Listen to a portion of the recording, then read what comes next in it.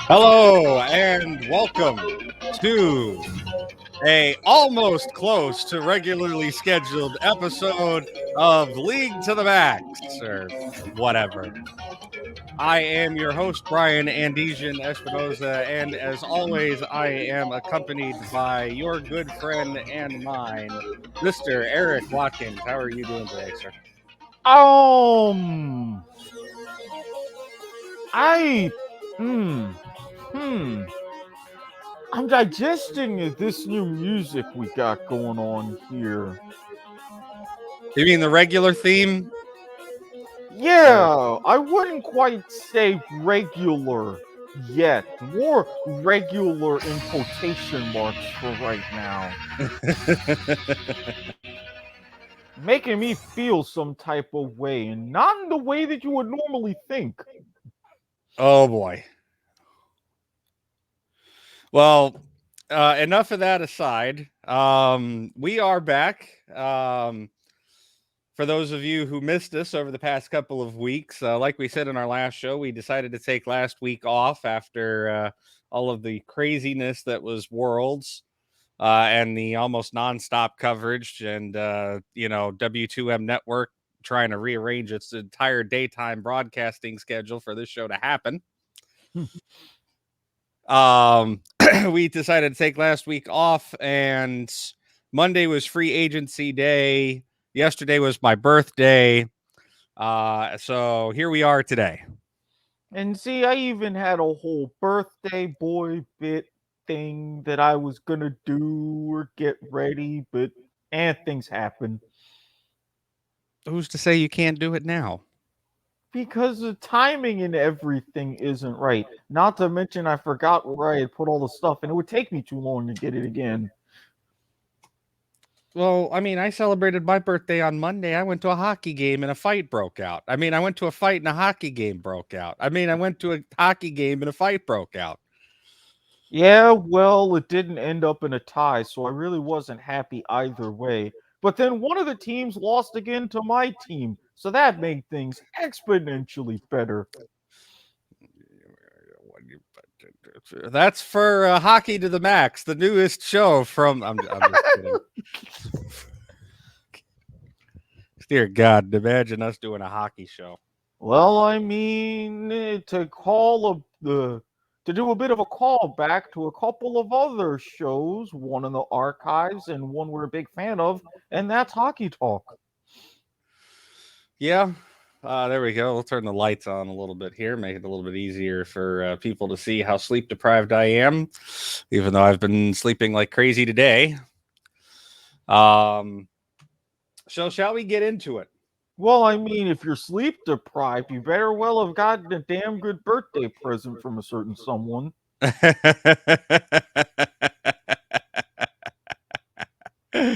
Enough about that. Ha ha ha ha ha. And that's all that's going to be said about that. Lucky bastard. Wait, what? Did I say that? Where did that come from? I don't know. Usually I'm the one saying that. And as always, we have our patented W2M grilled cheese sandwich that I am eating on stream. Again, no banana? I have one. You know what? I bought bananas yesterday at Save a Lot. I should have thrown them in, and I forgot to. I'll be completely honest with you.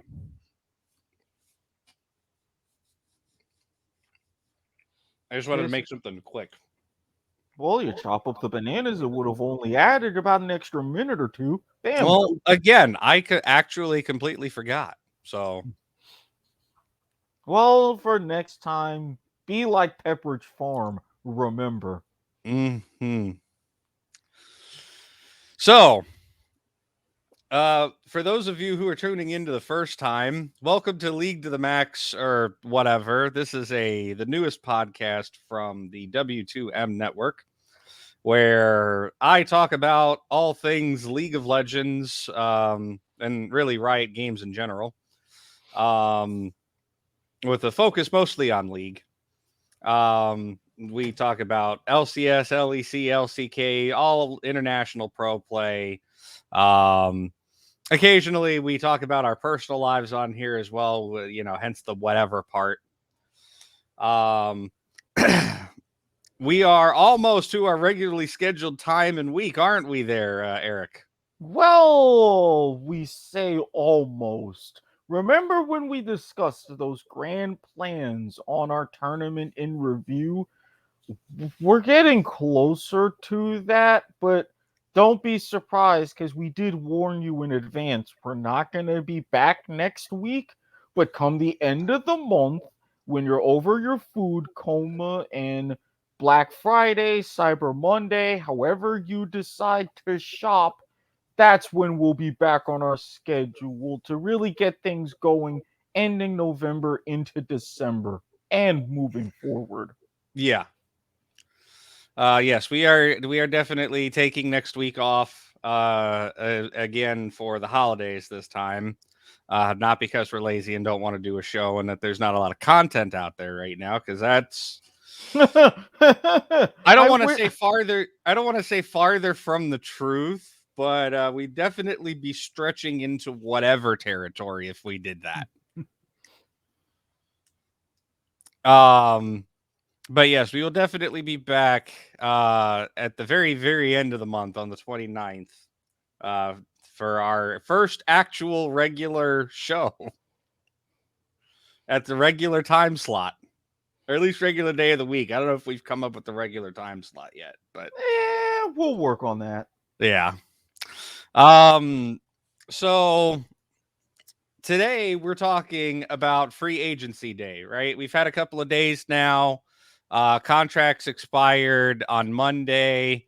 We had a few announcements today, or sorry, yesterday. We've had a couple more announcements today. I think the biggest announcement that has come out so far is Wild Turtle, who was previously with Counter Logic Gaming, is now with Immortals. But I should explain, because actually we really have even bigger news than that, right? That's Wild Turtle is just like today, November 17th's big news.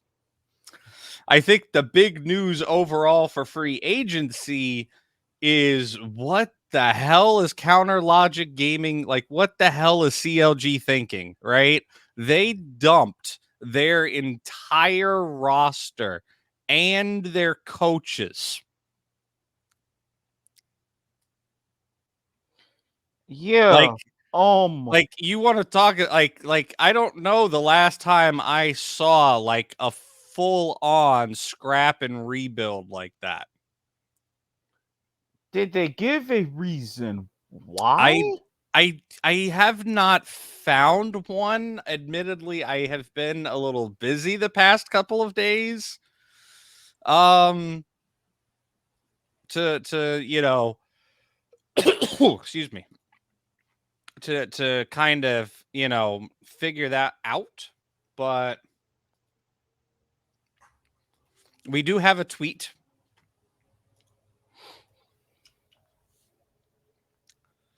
I will let you get that tweet on screen so I can steal a quick sip of orange Fanta here. Again, we here at the W2M network cannot be bought, but we can indeed be rented. This is true, especially me.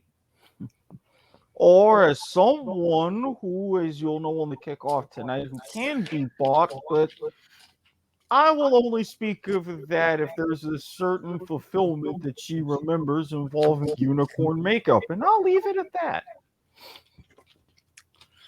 Unicorn? Do I even want to ask? If you will go back into the archives and listen to the kickoff or watch us on platforms like YouTube, you'll understand exactly what I'm talking about. Now, won't you? You really expect me to have a memory like that? Well, I know as you've been encouraging other people to tune into our fine network as we're live on Facebook at W2M Network. We're live on Twitch at twitch.tv/W2Mnet. We're live on Twitter at W2M Network and a few other different places. I mean, I would think that would enter your lexicon. You may have a point. Thank you.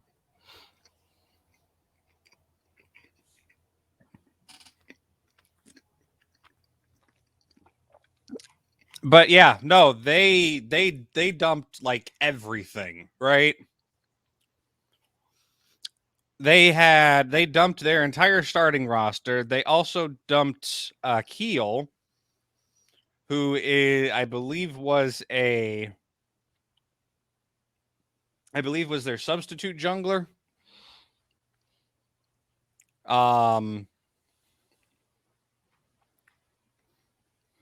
They also got rid of, like I said, they got rid of one of their coaches, positional coach Gutex, and they got rid of their analyst Biora or Bayora. I may be pronouncing your names wrong. I'm sorry. You can send your hate mail to s.garmer@gmail.com or your pronunciation corrections to @theandesian on Twitter.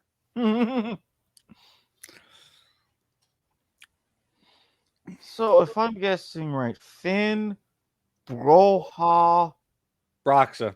Broxa. Okay. See, I would have thought that you would pronounce that X differently, but this is me No. we're talking about. You're excuse me. Wow, there was the Fanta burp. That probably came through on the microphone. I'm sorry, headphone listeners. We don't you're just have one unprofessional here at the W2M network, ladies and gentlemen. Hey, don't lump me in with the likes of probably Broadhurst if I had to guess. No, he's the voice of reason. Sorry, Harry. No, you're used to like, soccer with the crazy or sorry, football, not American not to be confused with American football. Which has, I don't want to say exotic sounding names, but for lack of a better term, ethnic names. That sounds a little bit better. You know what the hell point I'm trying to make? Stop over there fucking snickering your ass off. I was wondering how you were going to worm your way out of that one. Man, yeah, 2 weeks was a little too long. Man, you think this show's good, folks? You better tune in for the one 2 weeks from now. We'll have turkey in us after that one. Yeah. Oh, we are making turkey drumsticks here.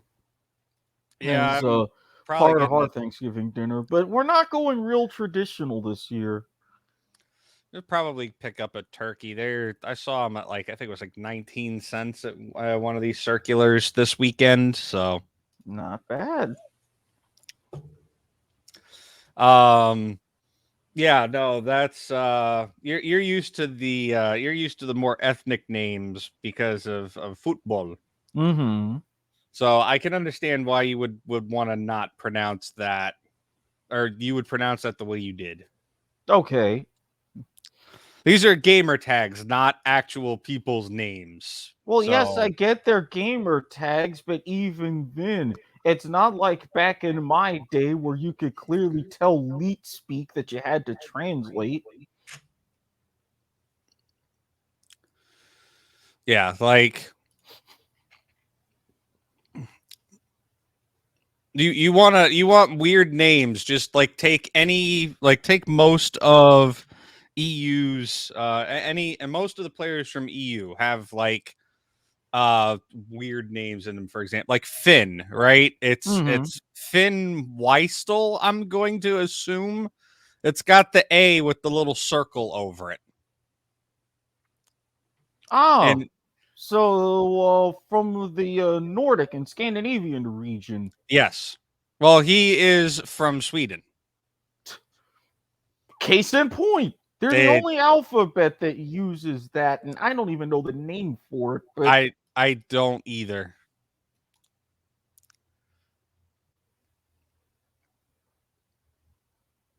If I knew what it was called, then I would tell you. But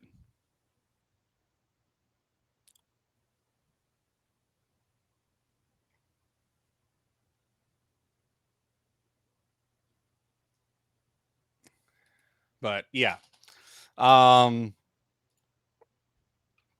Yeah, some folks do use either part of their name or a play on their real name for their gamer tag. Like DeMonte is actually, his name is Tanner DeMonte. okay. Perks, for example, is Luka Perkovic. Perkovich. Perkovic. Yeah, that sounds. I Yeah, don't know. because you pronounce the C like a CH. It's very common in Eastern European names. See, this is why I have you around. You're welcome. We just he's Perks. That's it. He's Perks. But yeah, no, they did that. They actually did that 8 p.m. I was literally scrolling through Twitter in the first period intermission at the Lightning game, and I saw that, or right around that time, anyways. And I'm like, oh, holy shit. And John looks at me and then he sees the thank you and he's like, oh, that must be league stuff, is I'm like, yeah, CLG just dumped their entire roster. He's like, oh, damn. Yeah. Now, for Now, something of like this, course, the because rumors on or the rumors, the memes are going or went wild on Twitter as well. And you know, everybody saying, "Oh, CLG got Bud Light aced,"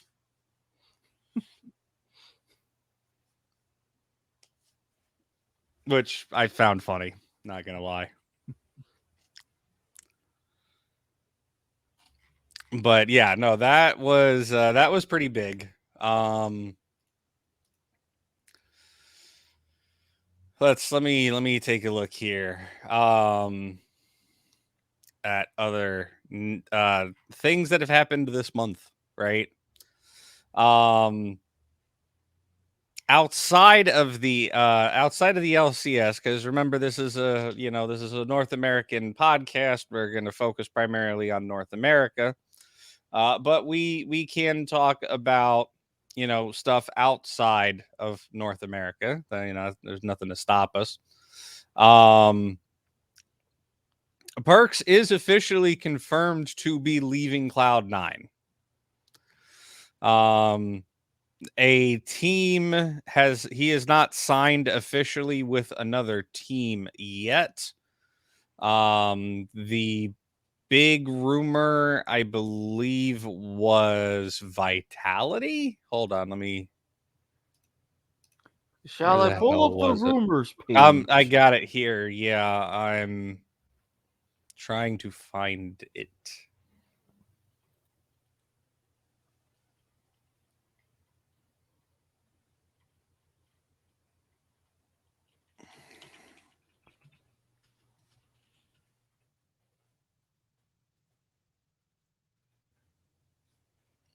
Yeah, the big rumor is that he is going to Vitality. The other big rumor that we're seeing is that Alfari from Team Liquid is also going to be heading back to EU, and going to Vitality as well. But these deals have not been confirmed yet. They have not been announced yet. These are strictly rumors, right? These are also not our predictions. There are plenty of other people out there who can do a better job about predicting who goes where, than we can, because we're just some guys who talk about League and we don't have connections to all of these, people in LA or wherever, Not yet, Hey, give me the inside scoop. Not yet, anyway. But in time, we hope to get there.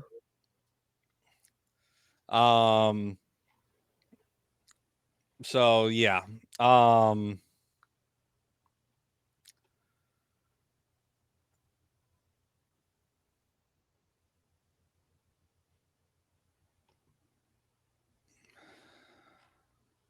Let's see, what else do we have on the list here? I'm going to move some windows around to make it a little bit easier for me to look at things.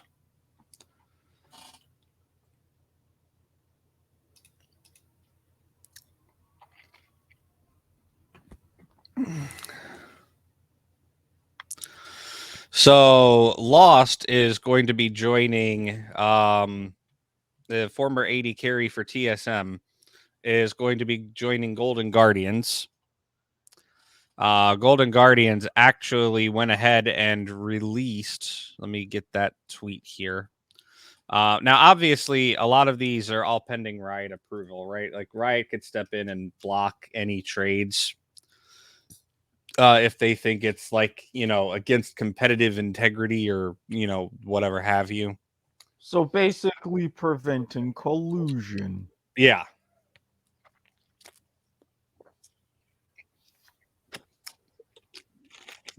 If they think that, like, say, for example, oh, hey, I don't want blah, blah, blah to go to, I don't want, I'll use my own name just because I don't want to name any players, and because I don't want people to take what I'm about to say as an actual prediction or whatever.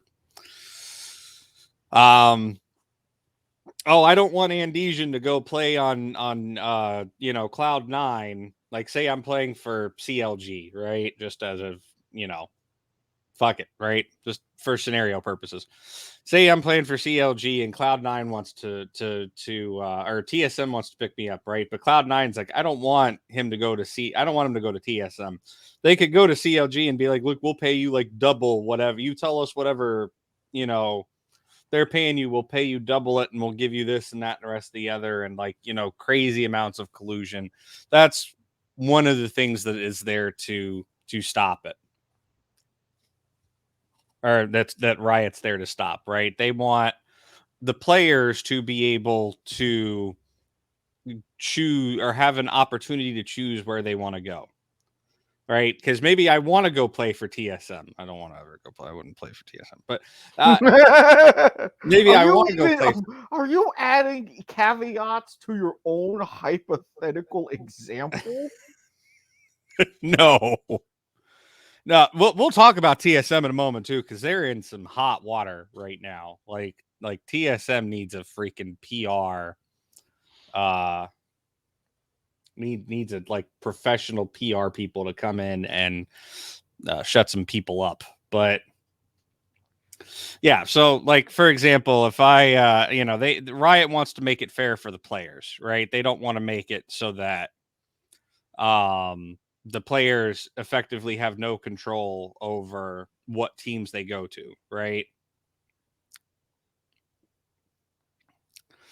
But Golden Guardians has announced their roster, which we have on screen here. They've got Licorice, Pride Stalker in the jungle, a Blaze Olive, who, fun fact, we share the same birthday. Yes, no, nothing. Okay, I'm moving on. I mean, what do you expect? I told you, any sort of birthday moments are a little bit off the mark. No, I would have thought you would have at least been like, oh, wow, you share a birthday with a pro player. That's cool. You didn't even say anything. Well, I mean, considering the places and people and events and movie trailers and big celestial things that I share a birthday with, it happens. Not to mention, look at what happened the year that I was born too. Well, yeah, moving on. Thank you. They picked up Lost from TSM. And they have Ole in the support spot, right? So right now we don't know what is going to happen. I got too many freaking windows open here. Here we go. They have Iconic, they have Stixie, and they have Chime on that roster. We don't know what they're doing with them yet, right? And obviously this is pending Riot approval. For all we know, those guys are up on the market. Maybe they have teams, maybe they don't. But Golden Guardians has definitely announced their lineup. I think it's a good lineup.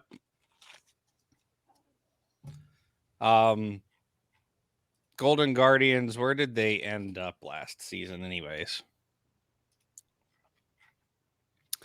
And yes, they are, if you did not know, founded by the Golden State Warriors. Yes, those NBA Golden State Warriors. Yet they picked the name Guardians. I don't think they wanted to go that, and I don't believe Riot allowed them to use their NBA name, or at least Riot North America. But even then, don't they realize how basic Guardians is? I mean, what are they? Golden State or Cleveland? Oof. I mean, you've seen those headlines. Yeah. But yes, they're picking up Pride Stalker, who comes from a team called Mouse Sports or Mouse Esports. I don't know how the hell you would pronounce that. Wait, what? You want me to send you the freaking thing? There Well, you if go. you're trying to, It's Mouse, formerly known as Mouse Esports. I don't know. Did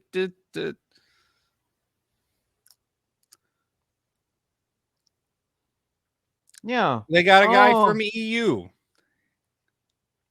see, if it wasn't German, I would say Moose. But yes, definitely Mouse. And I like how they combine the E's in the logo there. Yeah. Formerly Mouse Esports. And yes, even though it looks more like with the German moose, because for the proper mouse, it would be an A instead of an O. But again, that's a more German pronunciations.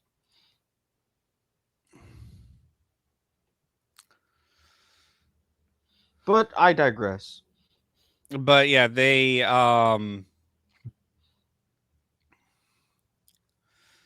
Ole is also back. He was previously the coach for Golden Guardians in 2020.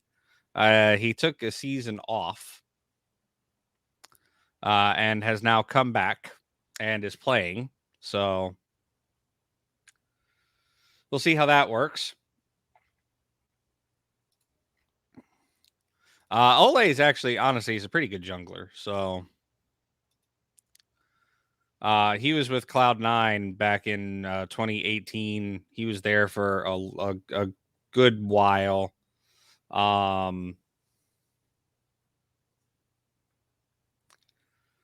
He's had an interesting career, right? Or sorry, I said Cloud9, didn't I? I meant Team Liquid. Yeah, and there's your brain fart moment of the day, folks. I think Ole is a good pickup for them. They need a shot calling support, and Ole is definitely a shot calling support. I think him having gained some experience as a coach, I think is going to help him out as well coming back to play.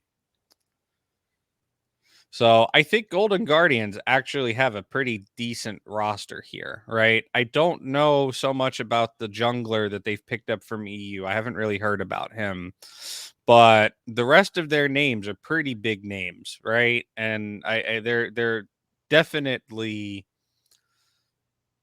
proven names, right? Like Lost had a good season with TSM. TSM came in what, fourth or third and fourth in spring and summer. So he's definitely played pretty well, and before that he was in the academy team. He was in TSM's academy team. Like he's not a rookie for sure, right? He's been playing for a while. So I think they've got an experienced team. I think if they get the cohesion there, they might be able to put up a good run this season, right? Like maybe upper half of the standings. I'm not going to go so far to say like, first or second or anything, but for a team that's, been pretty consistently in the lower, like, middle to lower half of the overall standings at the end of the season and, not really making it to playoffs or anything, I think they have a shot at playoffs.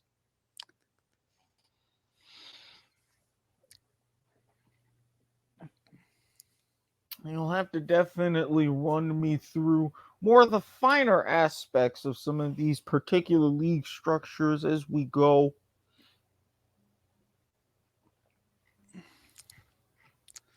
Well, like what? All right. Upper half of the league making playoffs. I mean, are we doing? Oh, well, I mean, like you've got like above 500, under 500. Okay, that's different than saying top half, lower half. As Or leagues like okay, so you have an even number of teams in a conference, right? Or in a you don't ever have an odd number of teams. It just the math never. There are some leagues to where I could disagree with you. But what I mean is, like, are they in the upper half where they've got a better shot at getting to the playoffs, or are they in the lower half bottom feeders, right? I There just you didn't go. want to. I'm trying to avoid terminology like that because I don't. I think that's loaded terminology, right? First division, second division. Now, for those of you football fans, I'm not thinking what you think I'm thinking. Think along the origins of baseball, in some cases in Japan to today, but in the origins of baseball before divisional play in 1969. An upper division or a first division club meant you were in the top half of your league, and for any postseason bonuses, you got a piece of those gate shares. A second division club meant you were in the lower half, which meant no payouts whatsoever. Does that help clear your mind a little bit? Mm-hmm. There you go. So you're saying they're in contention to be a first division team? Yeah, I think with this roster, they could be a first division team this year. See, again, I'm helpful in my own way. Because past couple of years, they've not been a first division team. Spring and summer they placed 10th and 7th / 7th to 8th. In summer 2020 they were 5th, 6th. Same with spring. In 2019 they were 5th, 6th. In summer they were 7th. And in 2018 they were pretty much at the bottom at 10th. I was about to say, like, this 5th, 6th, 7th, 8th, out of how many teams? 10. Ouch. Yeah. So I think this is a team that actually has a chance to, go to playoffs and possibly. I'm not saying they'll win the whole thing, right? Like that's the hottest take of the century, and I'm not ready to commit to that. But I think that's definitely. I think they have a chance at like a good solid 5th or 4th. Like if you were to actually play out the 5th to 6th, tiebreaker or decider, I think they could easily be 4th or 5th with this roster. Maybe higher depending on how these other rosters shake up and how teams end up playing, right? Because that's, with any sport, you can sit here and, talk about the players and the statistics of how they played with their last team or their career overall. But at the end of the day, the success they had with Team A may not translate to Team B.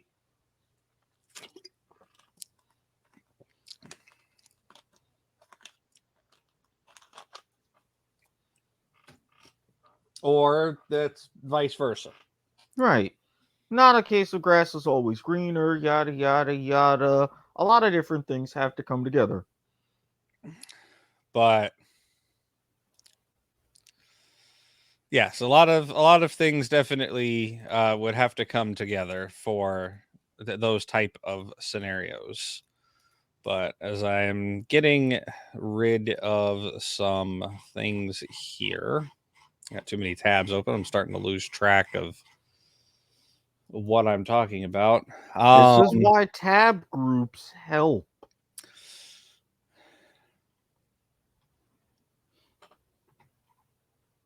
So let's take a look at the rest of this list. We talked about Power of Evil going over to Immortals. Okay, shall I get the now? Are we talking I talked transfer about list? this. I talked about CLG getting dumping their entire roster. Oh, Reckless. Yes, we should talk about Reckless. Not NA news, but Reckless is signing with Carmine Corps, which was not something that a lot of people saw coming. Carmine Corps? Yeah, I don't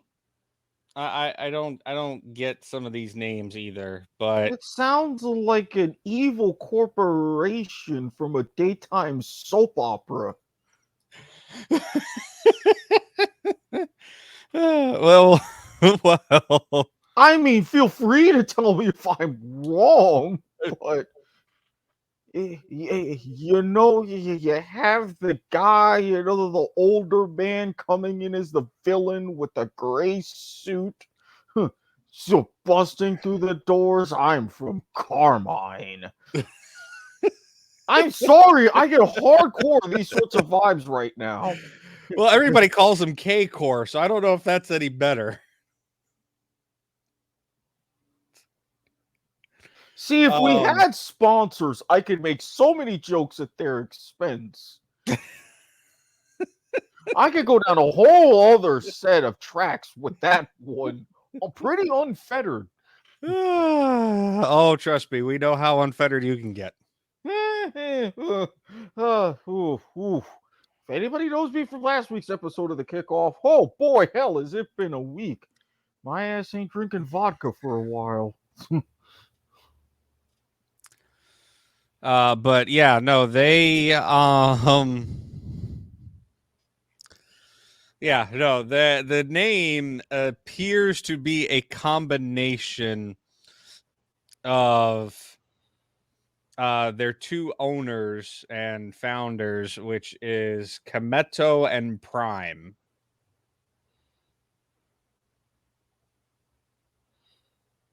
At least that's what I'm thinking it is. I don't know. I'll be honest with you. I don't follow EU enough to know about these kind of things.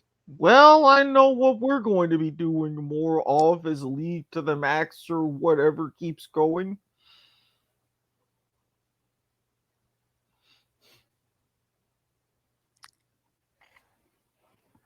But they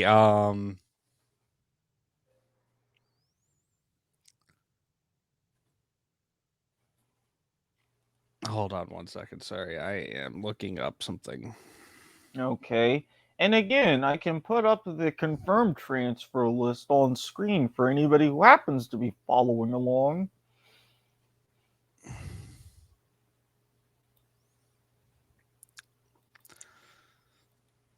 But yes, he is going over to they are part of the LFL, which is French League of Legends.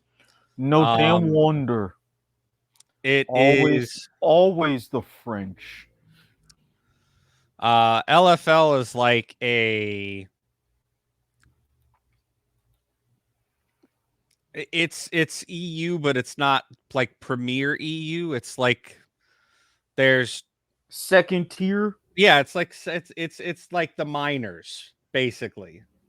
Like if you're Gotcha. thinking major minor, like Mhm. the LEC is the major, the LFL is the minor or one of.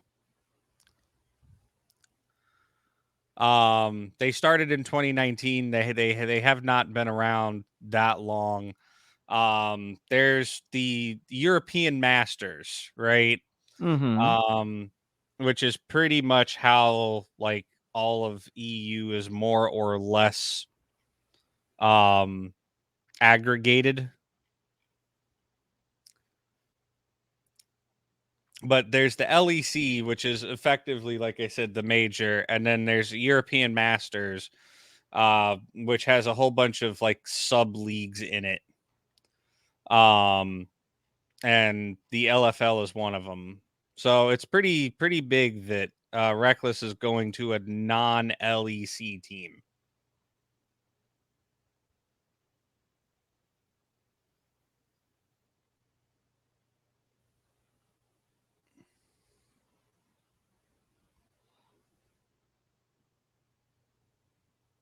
Like I don't want to say that these are like development teams, right? Like because they aren't development teams.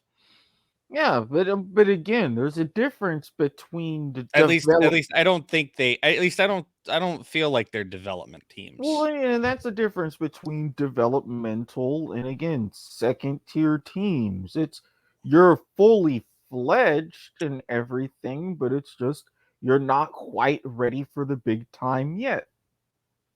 Yeah, but Reckless, one of the best AD carries in all of Europe, going down to a minor. That's like it's like Hank Aaron going to play for a minors team at the end of his career. Well, I mean, you had some old time players like a Babe Ruth and others did it, play in different minor leagues. I mean, it's not prevalent, but it happens. I mean, Okay, you okay, okay. Let me change that then. In the middle of his career rather than at the end of it. okay, and I get that, but I am saying, and I'll throw out something crazy right there. Who's to say that there isn't some design of bringing this team up fully to the LEC? Granted, I know there's no such real thing as promotion and relegation to a certain point, but Yeah, I was gonna say they would have to, you know, effectively buy out a franchise spot that's open that somebody is selling. And as far as I'm aware, dot there's dot no dot. franchise slots open in the LEC right now, or anywhere in any major region for that matter. Well, I mean, as we've seen from all these confirmed transfers that you showed me before we came on air, a lot of crazy shit is happening, and you Well, never a know lot of this. that. Remember, these this is global, right? So this accounts for like developmental teams, minor teams, major team, like minor leagues, major leagues, and every region international period, right? So as I'm looking through the list here, thank you to Liquipedia. Um, I'm kind of filtering through. Like I know what the development teams are. I know it's international. You know, so you know, obviously we're not gonna cover every single thing on here. Um, which is why I'm picking and choosing the big stuff, right? Hmm. Um, but going to or continuing to look at the list, right? Hmm. Um, here are some big things to think on. Um, the first one, we have yet to hear any confirmation at all whatsoever that Damn One is re-signing a bulk of their roster. Because as you may or may not be aware, was it all of them or was it? Or no, it was Con Canyon, Showmaker, and Barrel's contracts all ran up, right? Obviously, we know Con is not coming back to League because he has military service.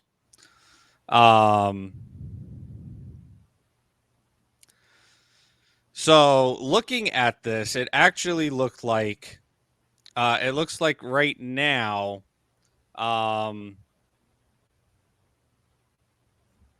Showmaker, and Barrel are all in free agency. Damn One actually put out a post, weirdly enough, through Facebook, or at least that's what the verification, the source of this was. So those guys are in free agency right now, which means they have every right under Riot's rules to talk to whatever team they want in regards to, moving teams, right? Because that's really what the big like free agency day marker is, right? Mm-hmm. Is Teams can that is officially begin negotiations and that stuff. is officially the day where teams and players can talk to each other and start conversations without fear of violating Riot's poaching rules.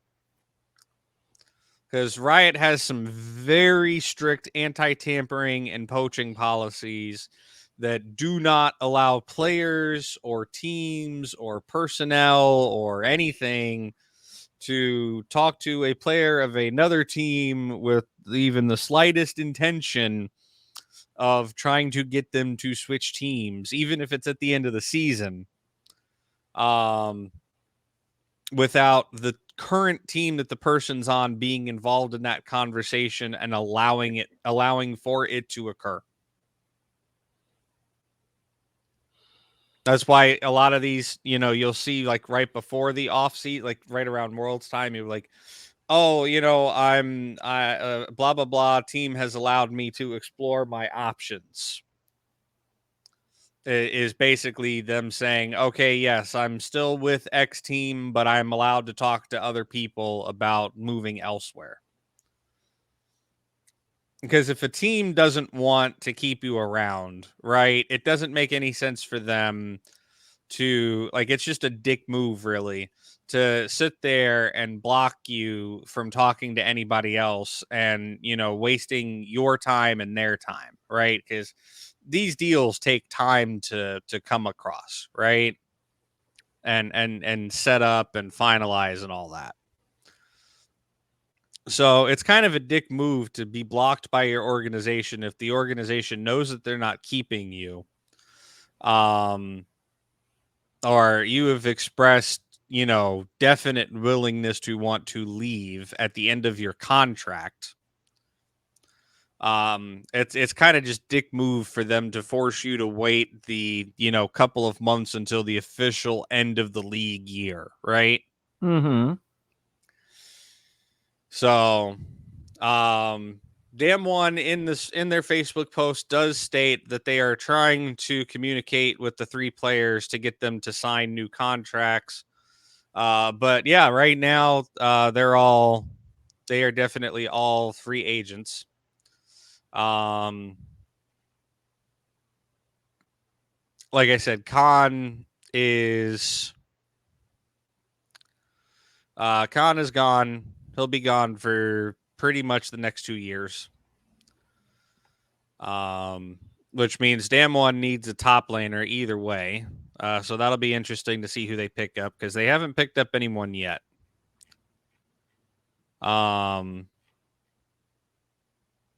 We also saw General Sniper, who is the rank 1 North American challenger. I believe he's like 16. He got signed to 100 Thieves Academy team. 100 Thieves Next is what their name of that is. That was an interesting development. That happened yesterday. We have a tweet for that. I said, nope. I'm going to shut up. What? 100 Thieves Next? Really? For all of these Don't look at me, man. For all of these gamer tags and everything else, you thought that I was going to go in on the basicness of the name of the Summoners Cup.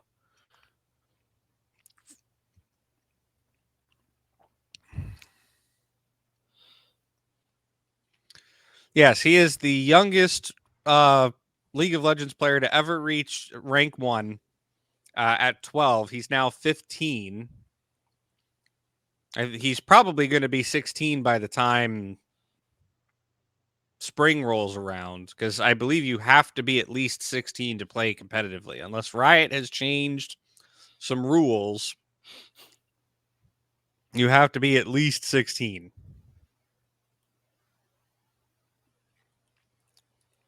I mean, would it really surprise you if Riot would change rules knowing the promotional opportunities? Yes.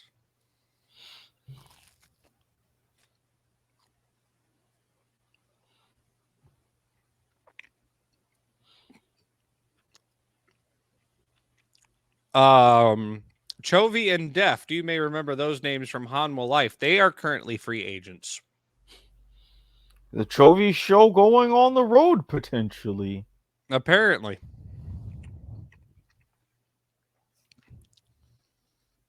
Let's see if we can find. Let's go through the list of free agents, right?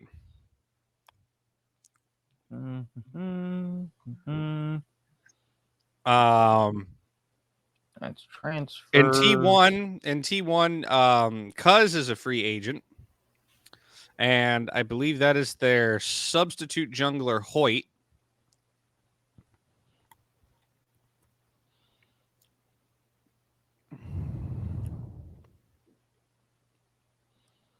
At least I'm pretty sure that's how you pronounce that.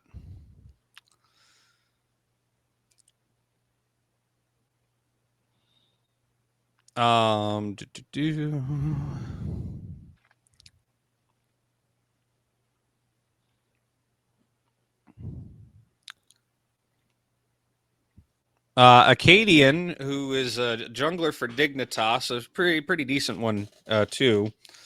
He's definitely had some success on some teams in the past. He's a free agent. Afromoo,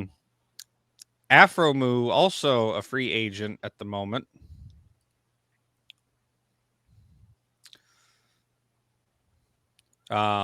He is, believe he is actually leaving Dignitas.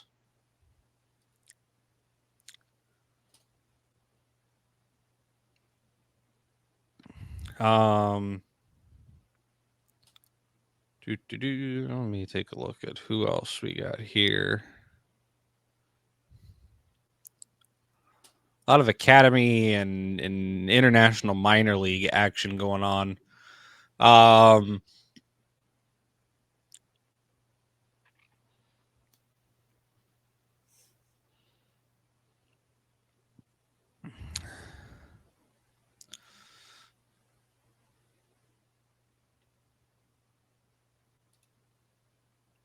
Oh yeah, the G2 coaching duo of Grabs and Duffman are gone,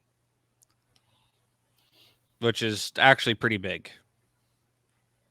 I mean, we already talked about, I'm pretty sure we mentioned it before, that they were leaving. The G2 were making some significant changes, but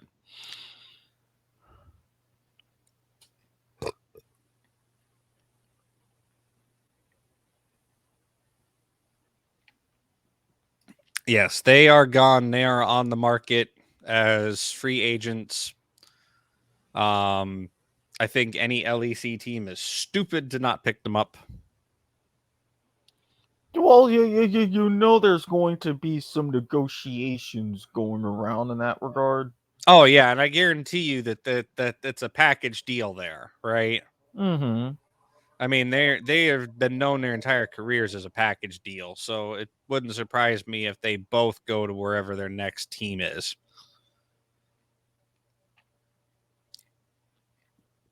But I need a quick moment, and then we can talk about the big rumors going around. Perfect. And once this goes up appropriately, this would be the perfect time for an ad break. But again, we're seeing a lot of transfers, and I'm looking at those transfers myself. Aside from the whole CLG, a clean sweep, I would think even some of your top teams that were featured prominently and made some deep runs at this year's Worlds, they would go ahead and not be too remiss to go ahead and re-sign a lot of these top talents, because in some cases you would want to keep your teams together. I think we've seen that, and that's paramount. And I am going to take time, put all of the transfer list up on the screen here.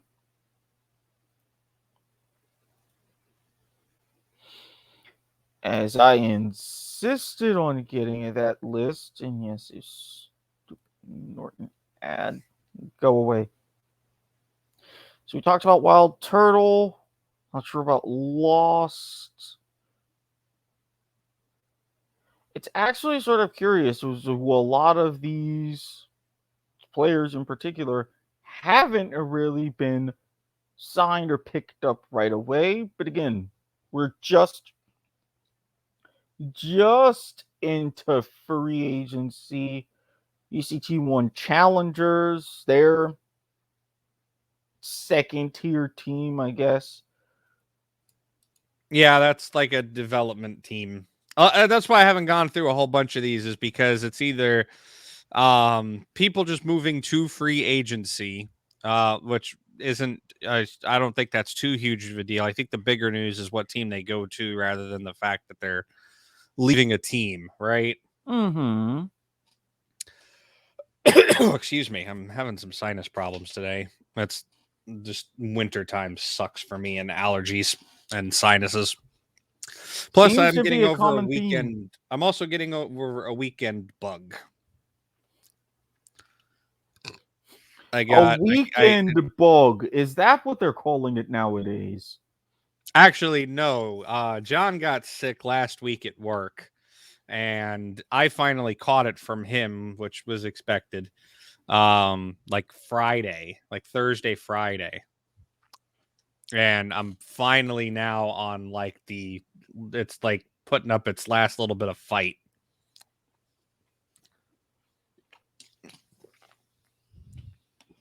And it's mostly just been sinuses at this point. But yeah, no, a lot of these are like, either, non premier leagues, um to use. Where the hell did it go? That's not what I'm looking for. Give me a moment here.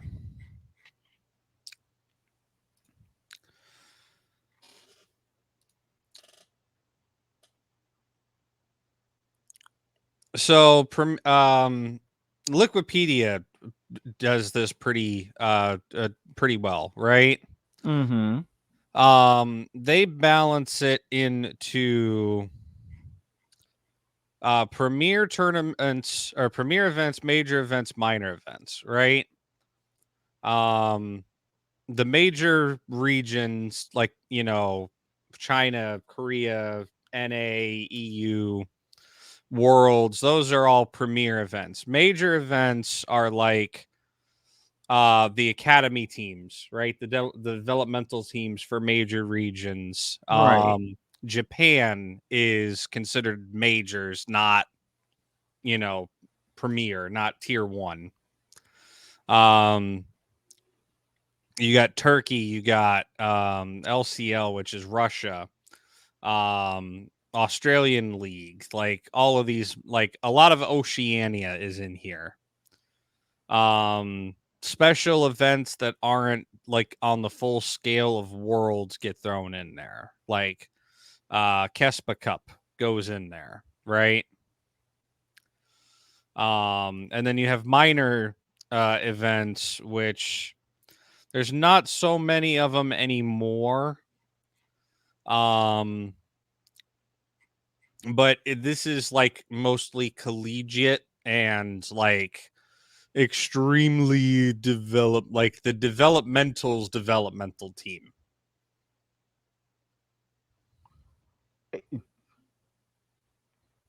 I'm trying to think of the word, the terminology that is used for that, but I think you understand what I'm getting at, though.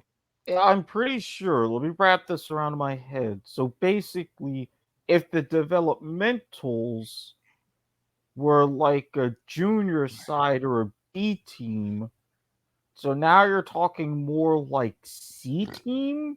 Something like that. It's like so if you use baseball, right? You've got like the majors, the minors, and then the developmental leagues. If you're going by that route, you've got AAA, Double A, Advanced A, and then rookie leagues. Yeah, so this is that's actually kind of a good way to put it, right? Like NA, EU, Korea, etc. They have a triple A, Mm-hmm. and then they have a double A, Mm-hmm. and then they have a rookie league. Gotcha. Gotcha. A lot of the internet, a lot of like Oceania, for example, right? Because that's pretty much the biggest region I can think of to classify into here. A lot of Oceania would be like advanced A, maybe double A. Like Gotcha. I would consider Japan to be like a double A region. Gotcha. Okay. But a lot of what I'm seeing on the transfer list is either people going to free agency or stuff from the advanced A or the double A or the rookie leagues. Which is why I'm not, you know, really wanting we're not talking about that so much. Gotcha. Understandable.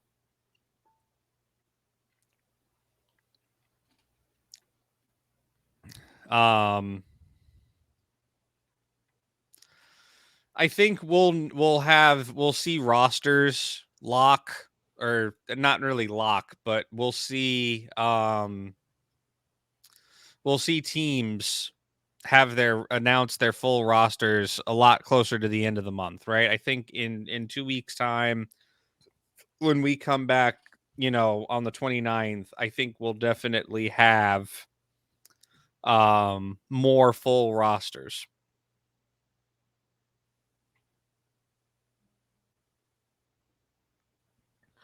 Now, my question is, and that kind of leads on to that, usually when you have this with a free agent market, I know a lot of the times in other leagues, they hit the market sometimes through most of the time legal means. There's already deals in place, contracts ready to go.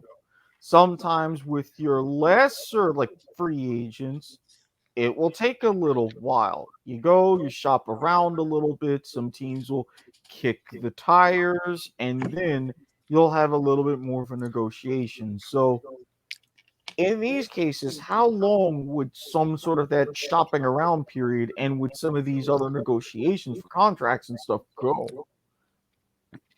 I think the biggest thing is and no shock to anybody, is the money, right? Of course. Um Riot did introduce, because all contracts are based on Riot's standard contract template, right? Like the teams do not run off and make their own contracts with their own like clauses and everything. It's very, very structured by Riot, right? Mm-hmm. um Riot just introduced a 4-year contract option. I'm not sure why they did this, but they did. And perks, or not, sorry, not perks, fudge. Yes, fudge, that fudge is the, what could have been fudge. Mm-hmm. Is the first player in North America to take advantage of Riot's 4-year contract. But effectively, what it comes down to is just like any other standard contract negotiation. You have to figure out how long do you want to play for, what terms are there. In some cases, it may be a contract buyout from another team. Yeah. So in that case, you're dealing with, you're effectively buying out somebody else's contract and holding on to them for the rest of that period. And there may be stipulations that the player or the team selling wants to negotiate or add on to that. I think by the end of December, like by Christmas time, we'll probably see everybody and everything locked in, right? Okay. Maybe, the week before the start of, spring split in most regions. Which I can tell you what that's going to be for 2022 in just a moment.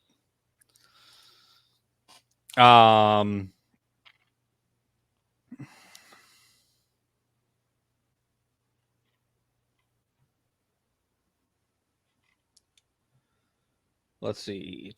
February 5th is the start of spring for North America. So I'm assuming, let me take a look at that. Let me take a look at the calendar, right? The 5th,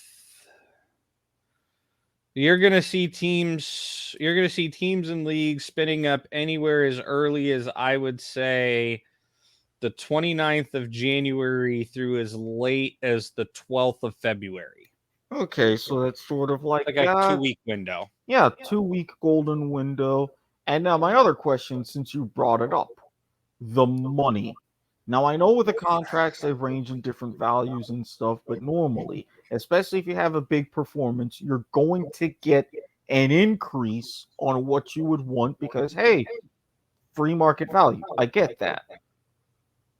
What would you say is like a decent in terms of percentage increase on some of these new contracts? Because I know a lot of these players, unless they're like, hey, I can go win worlds with X team, I'm not going to take less money than what I was making.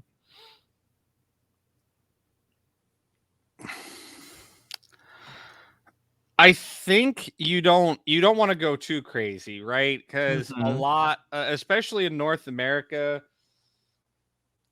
is having a huge problem right now where, and I think they have been for a couple of years now, but I think this year more so than ever, where we're getting players that sign multi-year contracts but breaking out of them after the first year, right? Or maybe the second year, and not finishing the full contract. I think you have to take a look at, what team they came from, how long that contract was. Are they, are you buying that player out of his contract, or, I think there's a lot of variables in that equation that makes it difficult to say how much a player should upvalue himself. Because I think that there's things that detract from that, right? Like, being bought out, having your contract bought out by another team, right? I think that actually lowers your value. Or breaking your contract early, like telling your team, hey, I want you to sell my contract to somebody else. I want to go to EU. I want to go to, or even if they're staying within, the region. Oh, I want to go over to, I'm on TSM, but I want to go to Cloud9, right? And they literally just don't want to play for the team anymore. Like, I think depending on how you, like, depending on the circumstances of how you left your previous team, I think partly weigh on your value, right? Because League is kind of turning into, as far as contracts and stuff and the money goes, it's kind of turning into like the NFL or the NBA, right? Mm-hmm. When you pick somebody up, not only are you picking them up for their skill potential, but also their personal brand as a player.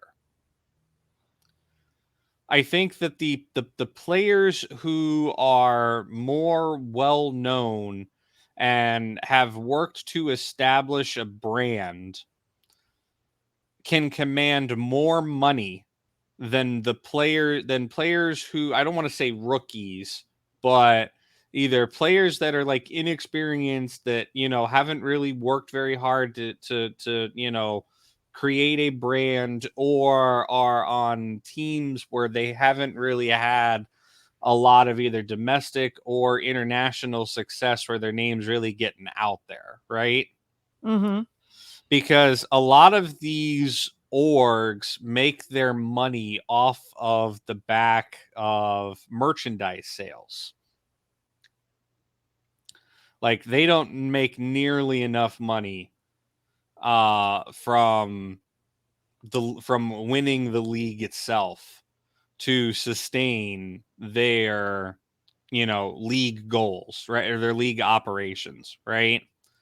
Like, they depend heavily on sponsorships, they depend heavily on merchandise sales. There's, they depend heavily, like a lot of these teams now that are multi-tournament, right?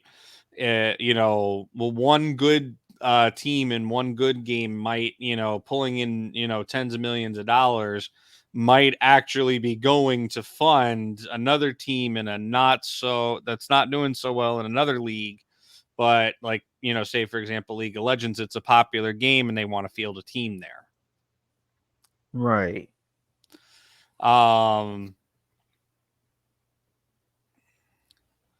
So I think, like I said, I think it comes down to branding and who the player is, right? Like, if you're a player that just won spring split, summer split, you went to Worlds, you got to quarterfinals, semifinals, whatever, I think you can come back and turn around. Like, if you're Showmaker, right? If you're Showmaker, Mm-hmm. you could go. I think if you're Showmaker, you can literally go to any team anywhere in the world right now and ask for however much money you want. I think he might be one of two players in the entire world that could go anywhere carte blanche. And that's what I was saying when you had to step away, especially with someone like Showmaker with the performance he's had. If I'm someone like Damwon, I'm like, I don't want to let him go too easily for that simple fact. You look at your top guys and say, okay, yeah, they're free agents. What do I have to do? How do I have to negotiate to lock them down at least for a couple of years? Yeah. I think at the end of the day, it's going to come down to, it is about the money, but it's also what can you offer, right? Like, I wouldn't want to be on TSM right now because of the amount of shit that's come out with TSM, which we'll get to in a few moments here. I think that'll be our next topic. With all of the allegations about the team culture and the overall, like, giga toxicity going on at TSM right now, right? Like, I would not want to be affiliated with that. So if you're TSM and you're trying to recruit me, I'm like, look, your PR is a nightmare right now. I don't want to be affiliated with that for a year. Like, you're gonna have to incentivize me more so to want to join, given the previous, reporting and documentation and stuff about your team.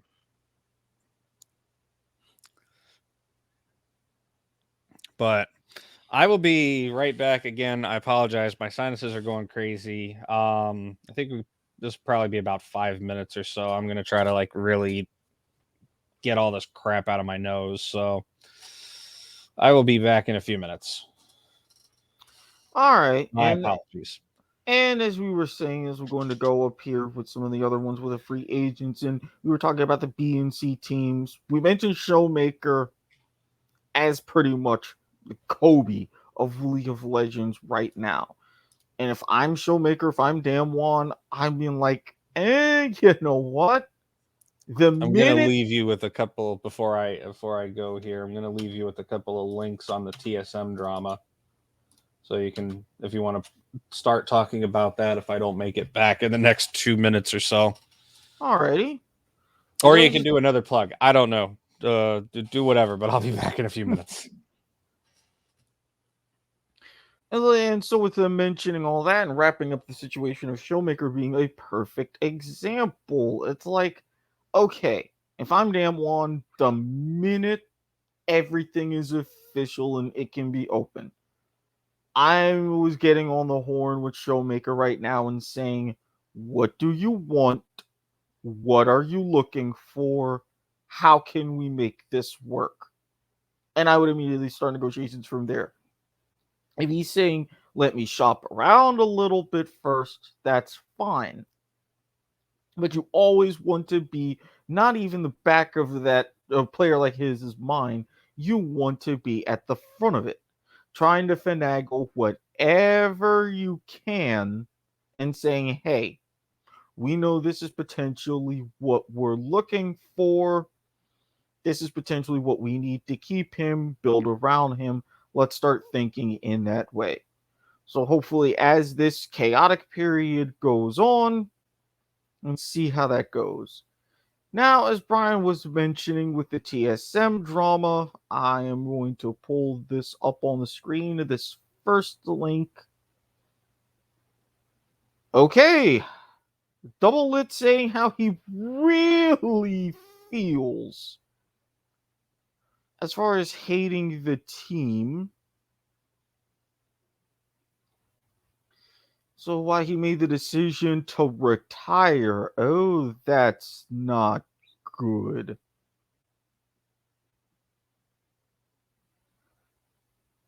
Basically, he hated and he said on the stream November 9th, so just about a week ago.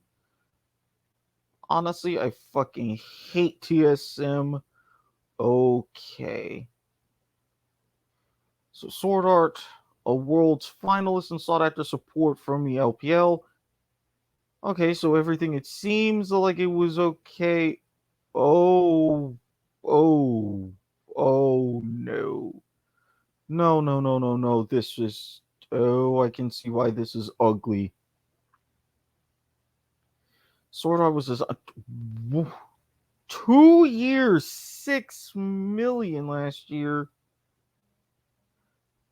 Relatively experienced ADC from New Zealand. So again, going to the sort of lower levels from Oceania.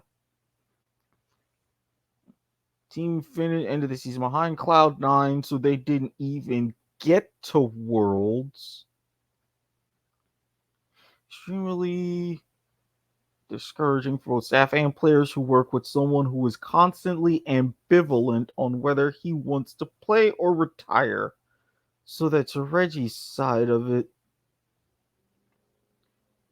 Or for those of you who are familiar with the NFL and gridiron football, I'm hearkening this back to the Brett Favre situation those last couple of years of Green Bay, whether he wanted to come back, he didn't want to come back, especially after Aaron Rodgers was drafted. That was a whole big back and forth. But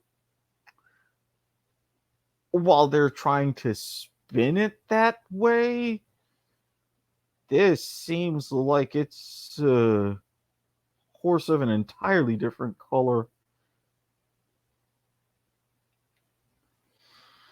So, with all of this, and especially going with the large contract like we mentioned, or in the article, 2 years, $6 million is nothing to sneeze at. That is something major financially.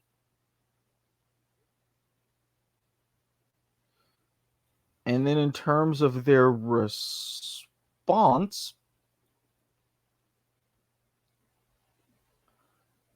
so now TSM is saying, okay, despite his skill, he's difficult to work with. So, yes, this is really definitely a Brett Favre type situation. So, with all of this, I don't see this sort of drama going away. And just like Bryan said, this is the kind of thing that will definitely be a dark cloud hovering over how TSM will rebuild going into 2022. And I certainly would not like to be that team whatsoever.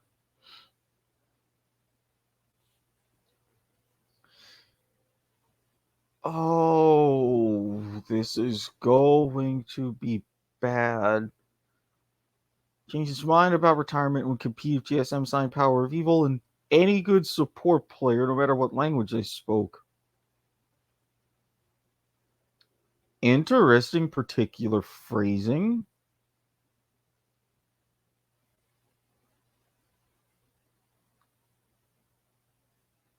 When wants to play with a non-English speaking support, then he may not be as motivated when we had him play a roster that didn't meet his standard of a fully English speaking roster.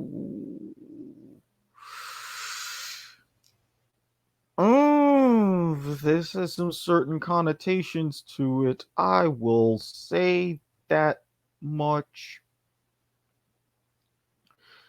So the constant uncertainty. The whole of all has this misconception that he was replaced both times solely by me. In the reality, the decision was made collectively by the players and staff he works with day to day, Reginald said.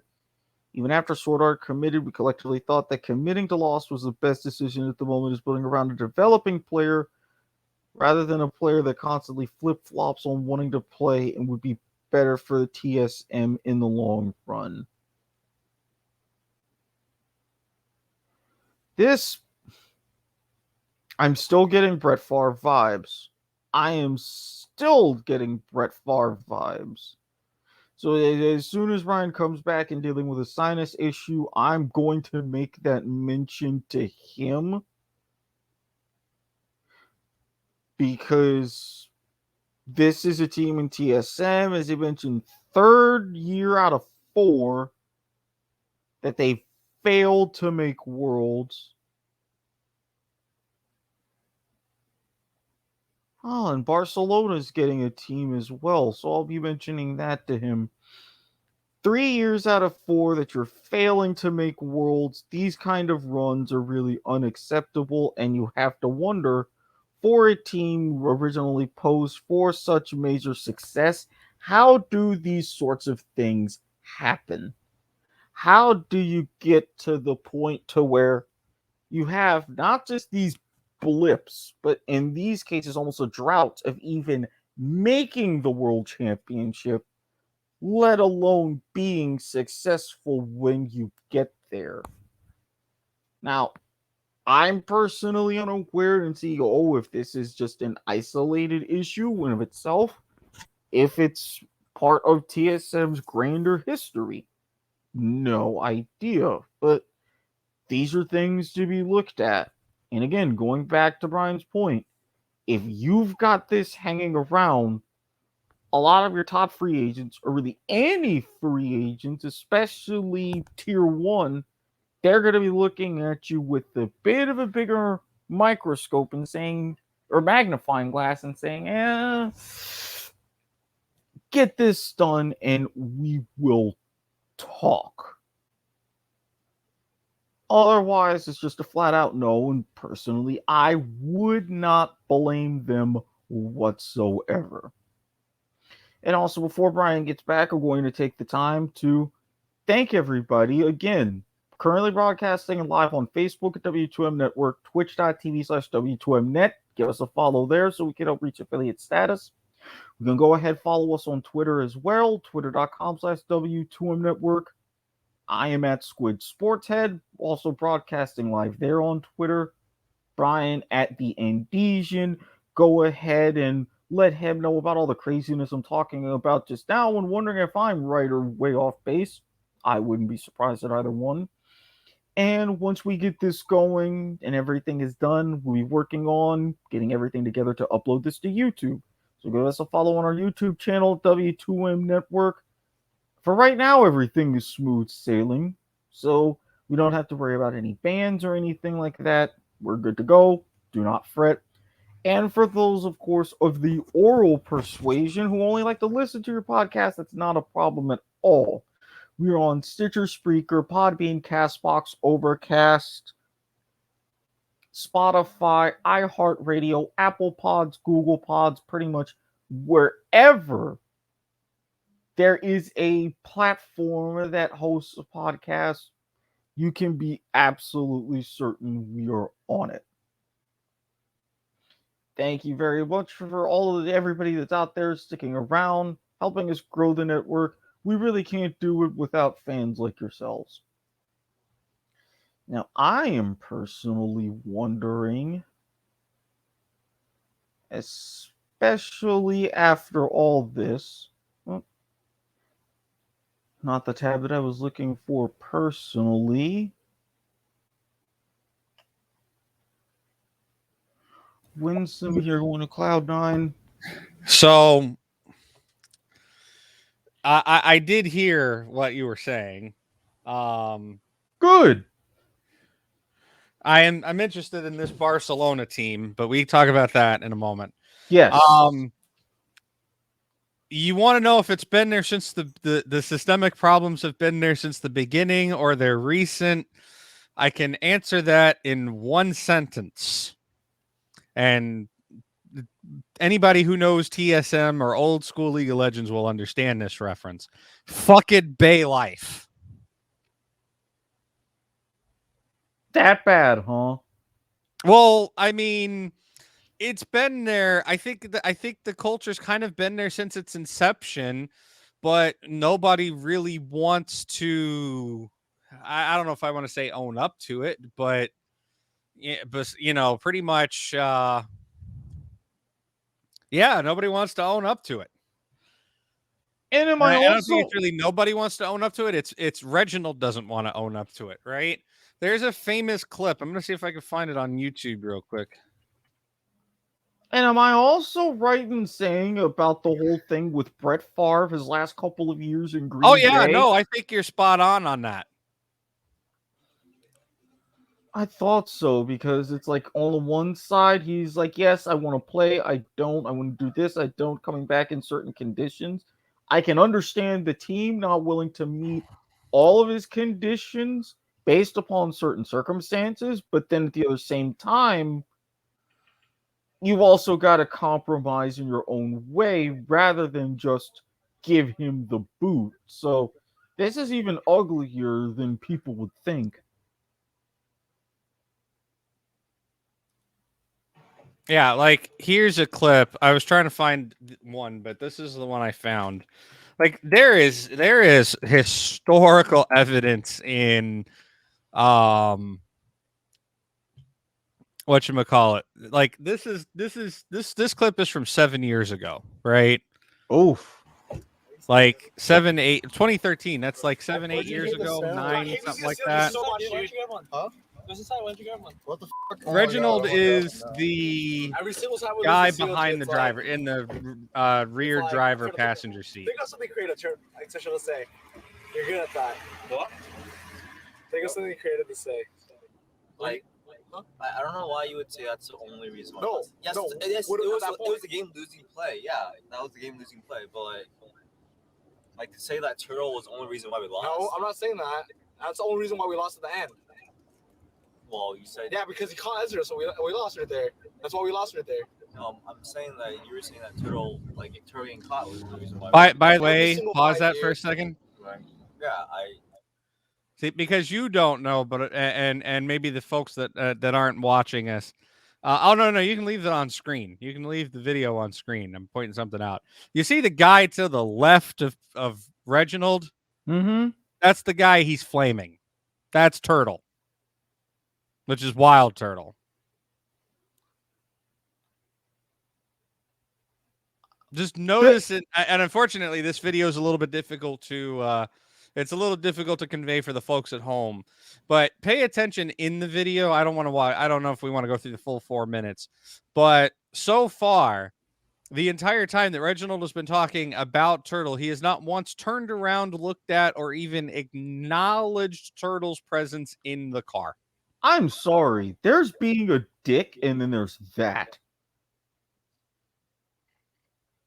There's just damn. Damn. I said that, but like, there's also other stuff in that game that was really bad. It didn't even matter, dude. The fights were the only ones that mattered. Like, sure, they got Dragon, but it didn't matter because we could just group up and push. They got our inhibitor because 5 of us died bot. Yeah. Once you give TF an inhibitor, it opens up so much of the map. Yeah. Like, sure, we could have got a couple more CS. Sure, we could have like not died. Sure, we could have got Dragon. But all that shit doesn't matter when we get all that anyways. And he played that way in teamfights. We would have lost teamfight regardless.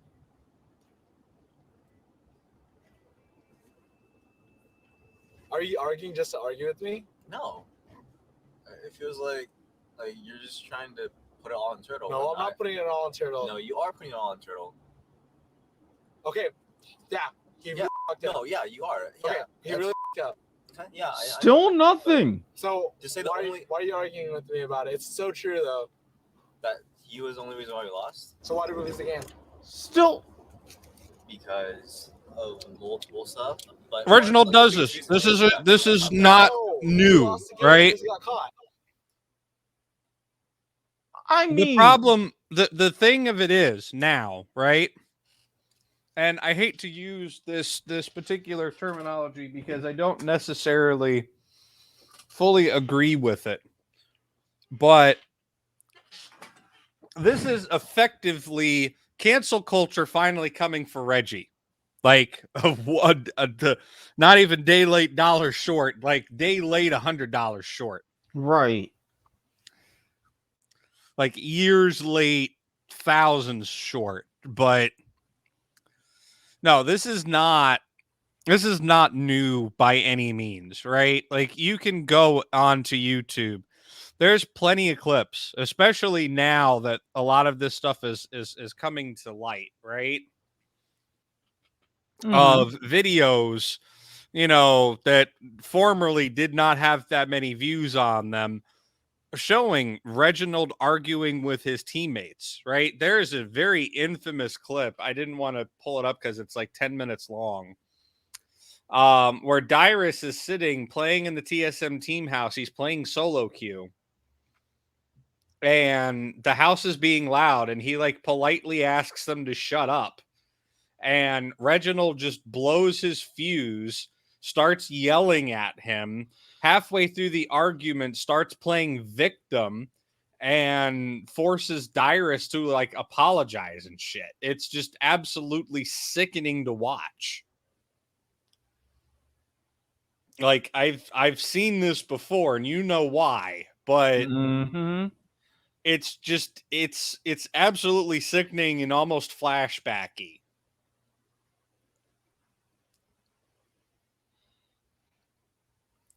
Yeah, you don't. You're not really light in using the term flashback with different stuff.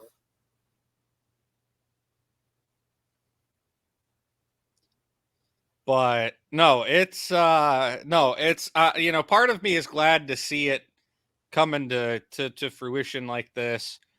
I think it was kind of bound to happen when Bjergsen left, right? I think Bjergsen was kind of like the glue that was keeping that whole organization together, right?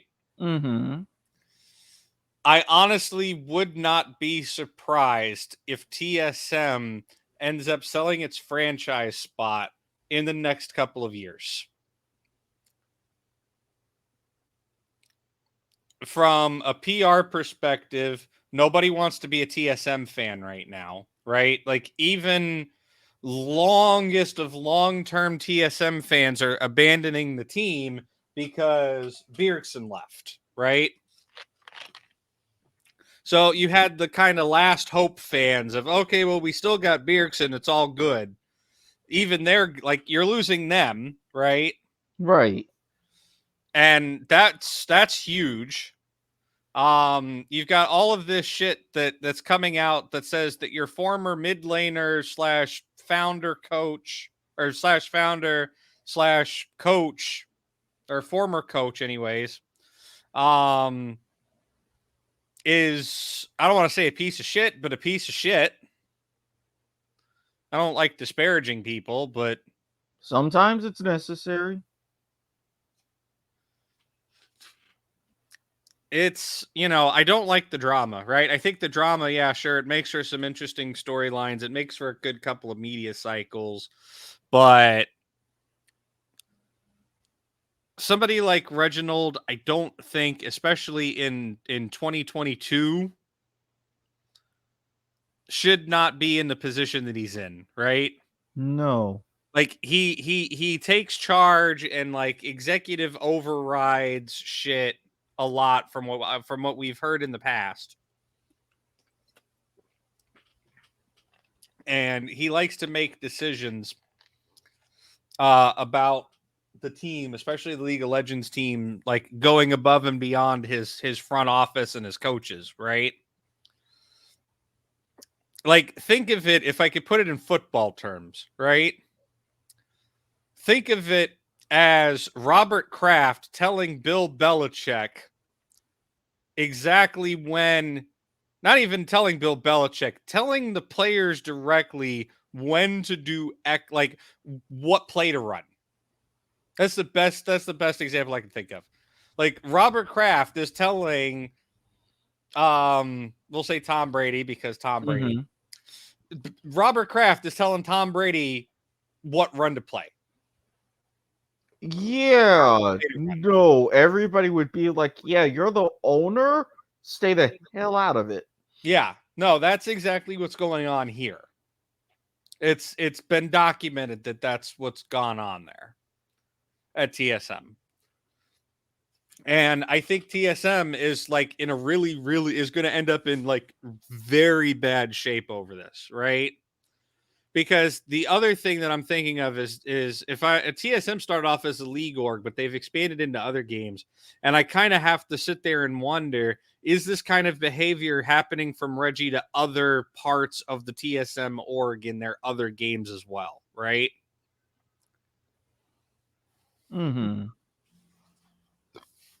Like, it's crazy, right? here's a clip of Cadril, LEC LEC caster, commentator, analyst, etc. He watched a clip of Double Lift reacting to Reginald and stuff. And Double Lift says in the video pretty much, oh yeah, Reginald has made people cry. The hell? Crazy, right? Like, I don't need to present the evidence. The evidence comes out every fucking 2 weeks. Like, it's That's just so funny. That's really disgusting, actually. That is really disgusting. How can your CEO and manager, owner, or whatever the fuck come out and tweet this to Bjergsen, actually? That is... Man, it's just so funny. And like, can you play this off as a joke when it happens so often? Can you say that it's just a meme? He's like, haha, we got out drafted. No, he's 100% serious. It's so funny, man. It's so funny. The guy who gave you everything. He could have went and coached. God bless, I get to watch this live. For another org. He could have went and taken his incredible talent, Bjergsen, the guy who, he's like a perfect fucking player. He's a perfect person. amazing brand rep. He never gets into drama like V. His ego is so in check. Like the guy is a fucking saint. He's a living saint. And you go out and say shit like this. And what happens, guys? People sleep it away. People just forget about it. People just think, oh, that's just Andy being Andy. Well, I'm fucking sick of this guy being Andy. I'd rather him be someone else, or I'd rather him not be there. It's just crazy, man. The way he treats, yes, the way that he treats people. Actually, the way he treats Chaos back in the day. I remember seeing a video about him doing something about Chaos. And he did it to Dyrus, and he did it to Wild Turtle, and he did it to X Special. It's a lack of respect. It's a lack of human decency. That's what it is. It's just so funny. Like he comes out and says, like, "Oh, Dubup's just so butthurt because we didn't want to work with him this offseason." It's like, bro, like, open your fucking eyes. Like that's not. What are you trying to say? Like I'm so confused here. Like I'm literally coming out here. I'm on TSM's payroll, and I'm literally losing money. I'm gonna be like, finally, I'm gonna be taken off, right? Because I don't want to work with this guy. I don't want to have anything to do with him. I mean, respect. Like, I mean, it is a bit of a. I know a lot of people saying it's an ego versus ego battle. It's a drama-hungry battle, but like respect the double lift for actually calling out the person who he works for, even right now. Like the person who is actually paying him to be a streamer for them, a part of his paycheck every month. He's just saying this fucking idiot, and he knows he's gonna get kicked for doing this, but he's gonna say it anyway. So respect for that, at least, yeah. People are getting away from him. That's it. Yeah, like he came in, and I don't even. Fuck, man. Like I feel bad saying this about people, but I don't think it's. I mean, he has money anyway, right? So money's not a big deal. So but many players he could just be quiet and chill and sit in there being I don't want to name right? them actually because I feel like it's not my story to tell. So I would just say that he made a lot of players cry. You would be very fucking surprised at how many of maybe your favorite familiar faces in LCS legit mental breakdown because of how badly they're getting berated, how badly they were just getting verbally assaulted. It's the case of like a bully behind closed doors who gets covered up. That's what I'm serious. It's literally the case of like the guy like a fucking a TV show where like a dude is like you're at a boarding school and the dude's like just picking on people. And I wonder if this drama will affect the off season for TSM. I wonder. I don't know what TSM's off-season drama plans are. All I know is Huni and Speaker are staying, and they tried to get Bjergsen and it didn't work. But like, are people gonna not join TSM now because of this? I don't think they will. I don't think this will change anything, to be honest, because it's still TSM, it's still money, and it's still top-tier players. So as much as like Reginald is now hated, or people really dislike him, I think that it won't really sway around. And that's where I disagree with Cadril. Upcoming talent that wants to join this team. I think enough shit has come to light that people don't want to be associated with TSM now.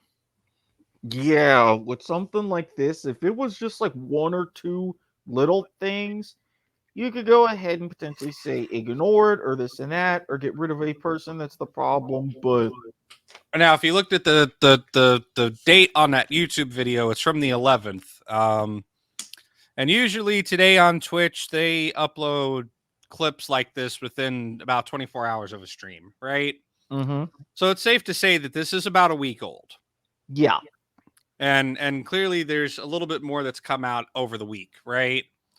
Double Lift was actually both of those articles were on the 10th, but still. I think it's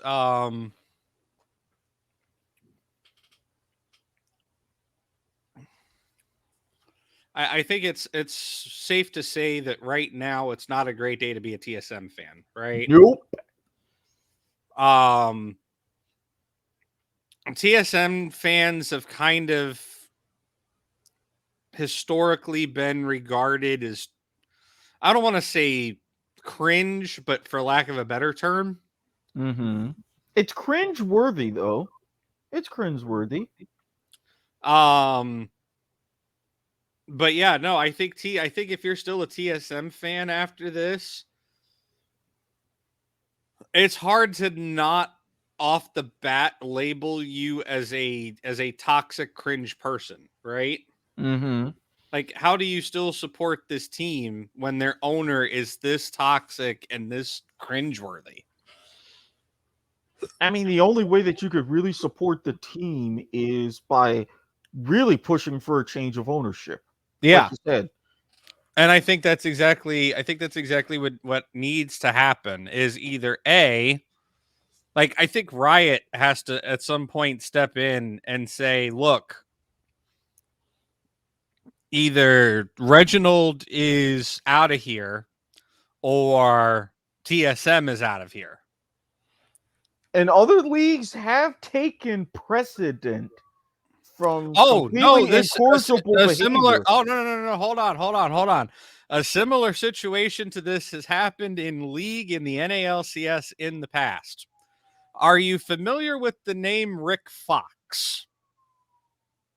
Rick Fox, the former borderline legendary like all-star basketball player. Yes, that Rick Fox. Uh-oh. Rick Fox actually was a owner of a team in League of Legends. I remember hearing something about that. Yes. They bought him and a partner of his bought a team called Gravity Gaming and rebranded it to a team called Echo Fox.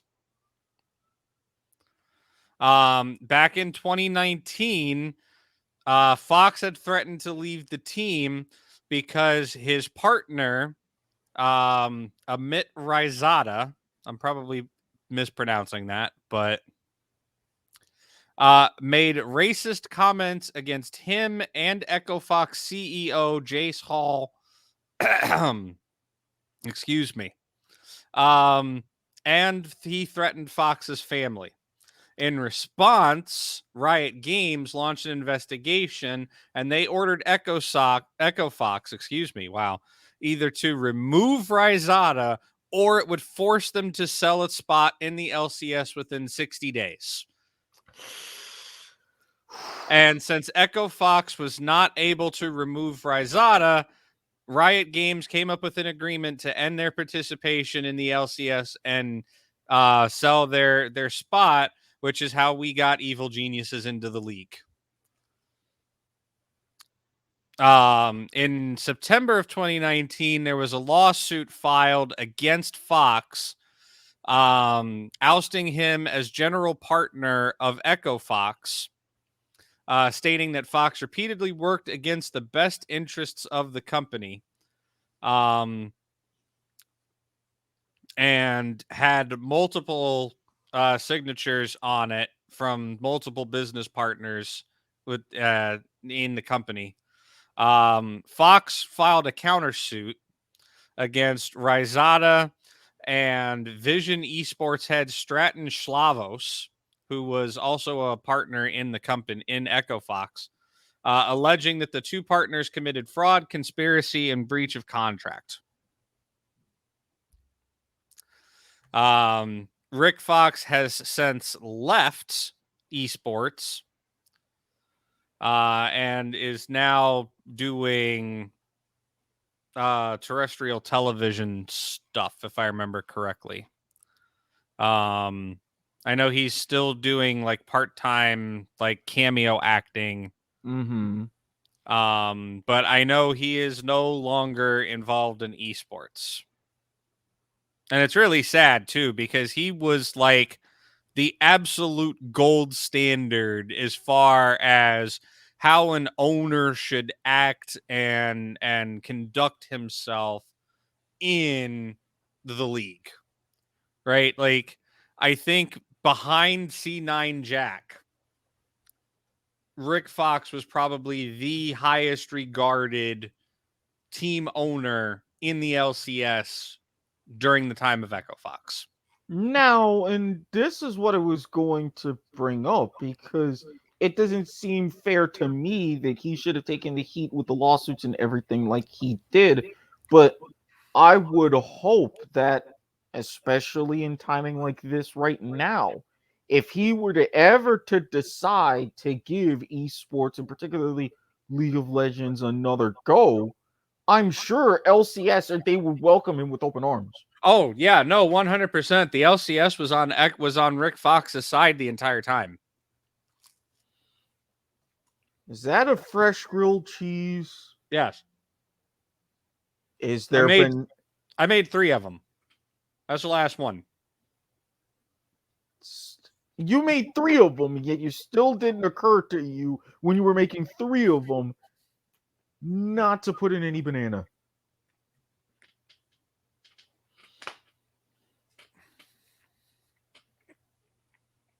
For shame. The next one I make, I'll make sure I put banana in it.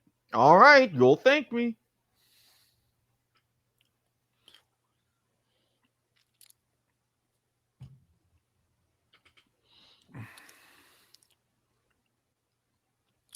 But yeah, no, they were only in the league for a year too, because actually no, sorry, they were not in for just 1 year. They were in the new franchising for a year. But yeah, no, in 2018, the year before all this shit went down, they actually finished second in 2018 spring. And they finished second because they lost the tiebreaker.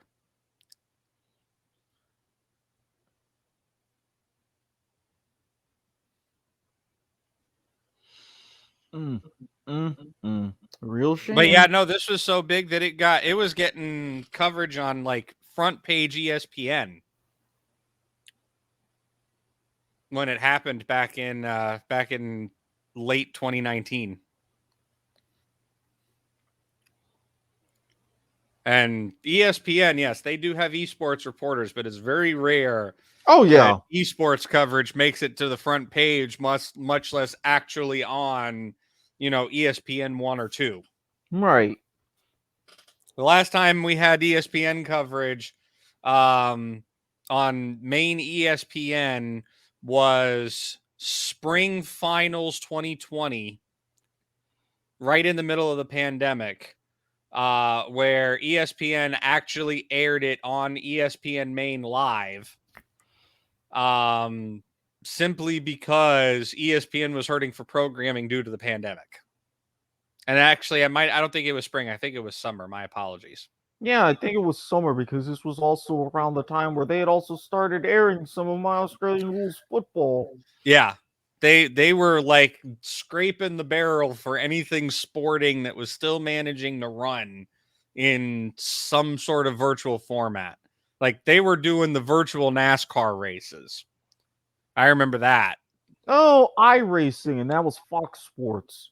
Was that Fox Sports? I thought that was ESPN that did the official, like with the actual real NASCAR, like Gordon and yes, that was the entire iRacing series. They did all kinds of stuff for it.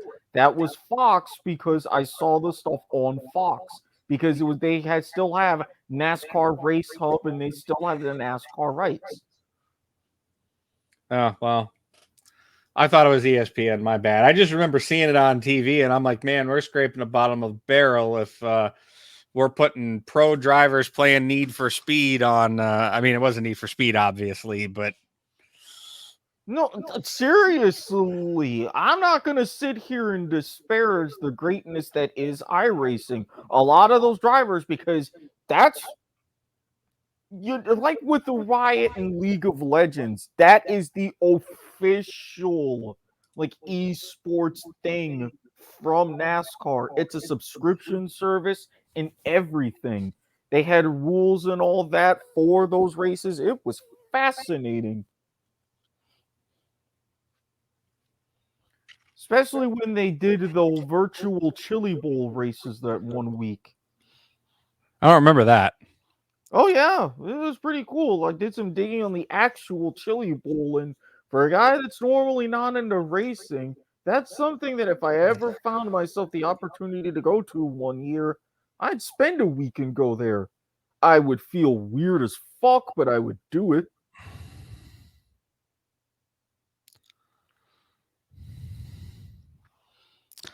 But yeah, no. So all of that drama started in. So think about this, right? All that drama started in October. At the end of November, one of Echo Fox's investors confirmed the organization disbanded entirely Damn. after they booted Rick Fox.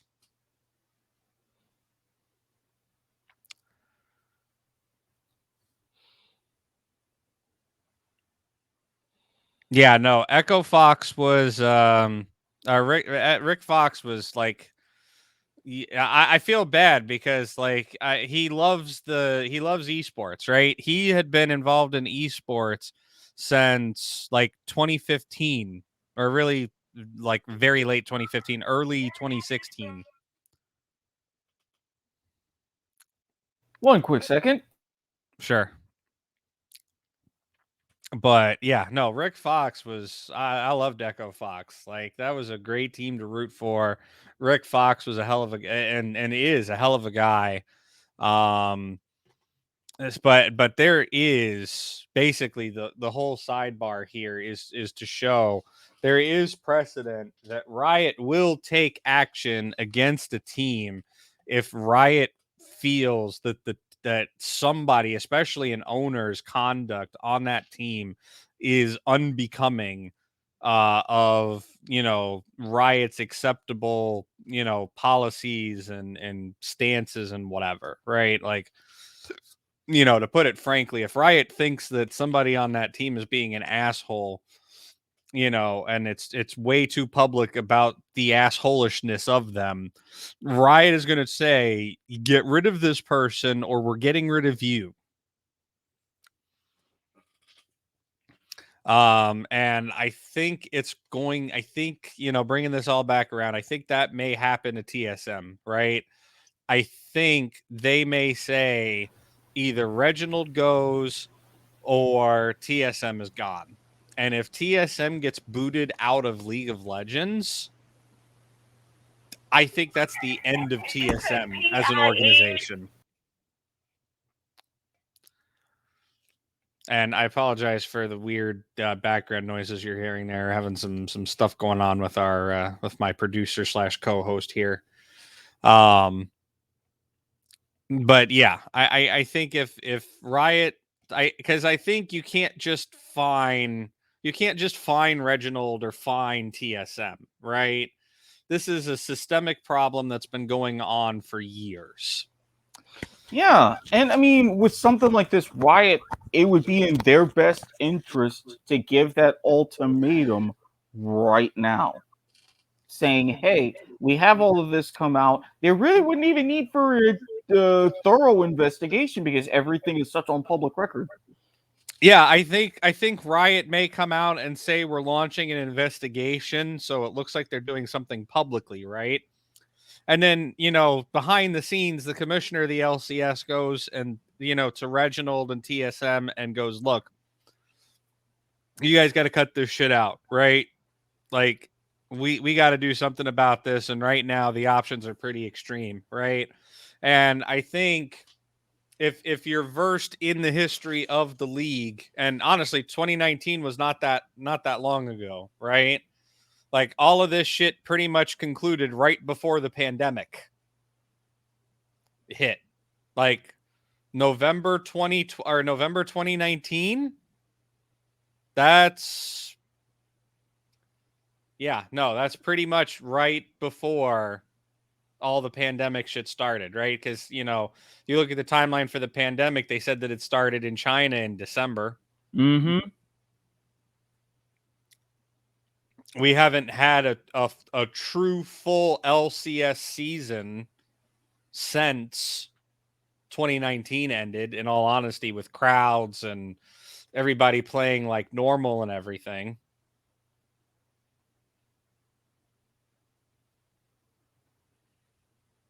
That makes me kind of feel bad for Evil Geniuses. They're currently in a league where they have not played an actual true professional game, right? Like they've played like these modified games with they may have they've played online completely virtually, they've played on empty stages, but they haven't really played in front of like capacity crowds yet, right? that's going to put them at a tremendous disadvantage. But then if you think about it, not so much, because when you have these guys, look at how long it's been since we played in front of capacity crowds.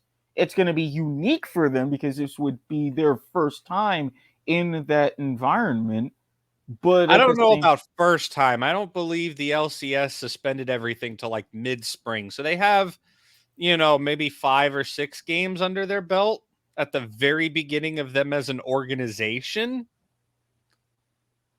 Because remember, they came in, they started 2020, right? Like Evil Geniuses started in 2020.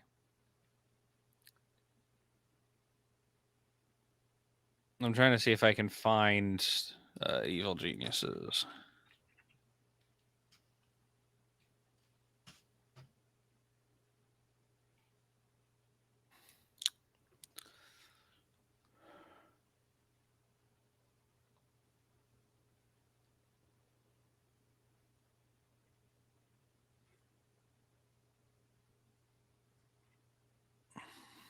League of Legends. Yeah.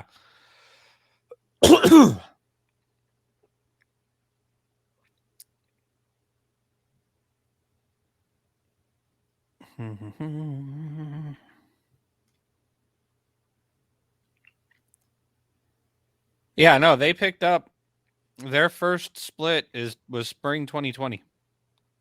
mm,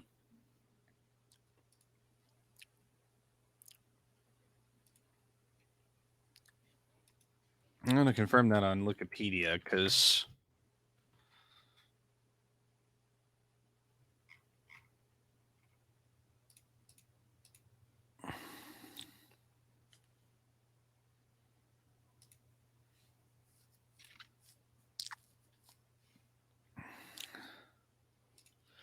yeah, their first full split was 2020.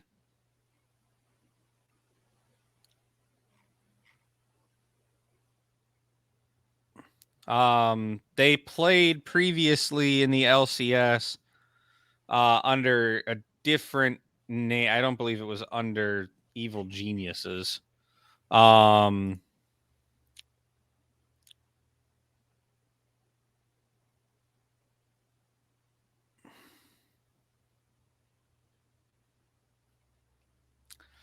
Actually, no, it was under the name Evil Geniuses. They were in the LCS from 2013, 2014, and 2015. And then they sold their slot in 2015, which is like early 2015, and exited the league. And then in 2019, the organization itself, Evil Geniuses, was sold. And a new company bought it and decided they wanted to get back into league. And it ended up being perfect timing for them that the Echo Fox slot was available. And they bought it and managed to get into league that way because the LCS had gone to the franchising system.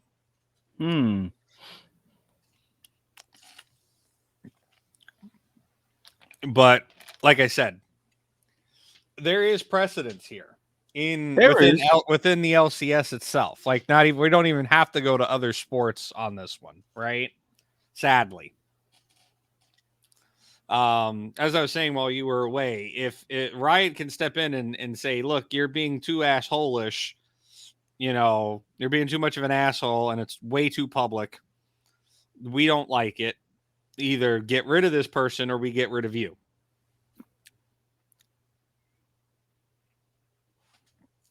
Because that's effectively what Riot did, right?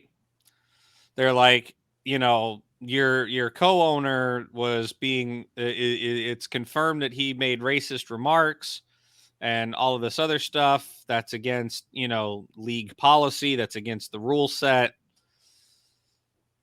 This person is competitive. Effectively, they levied a competitive ban against him, right? They said, okay, well, this person is now competitively banned, which means they're not allowed to be a coach, owner, player, personnel, anything. And because they could not get rid of, because of legal reasons, they couldn't get rid of the partner. Riot forced them to sell their slot. Because Riot's rule set, which the teams agree to and everything when they purchase their franchise slot, if something is levied against an owner of an organization, and we saw this with Renegades as well, right? What was that? 2015, 2016, I think.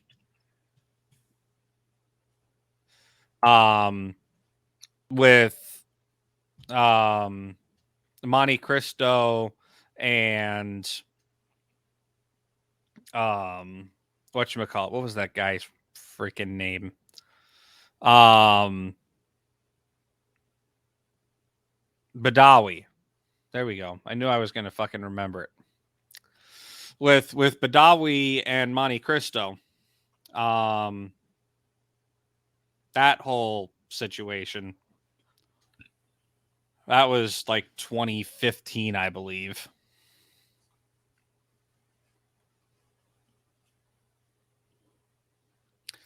But effectively, Riot, it does not. Riot will not accept.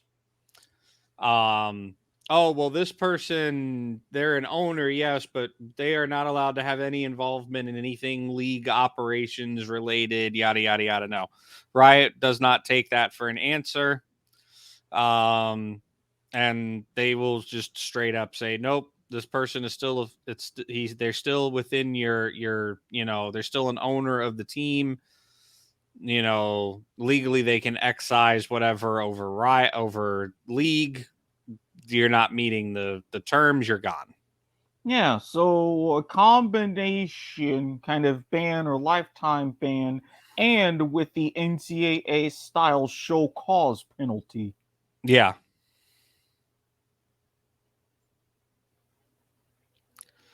But yeah, no, Renegades had a that was an interesting time back in 2016 with all that drama going on. And they only played a single split.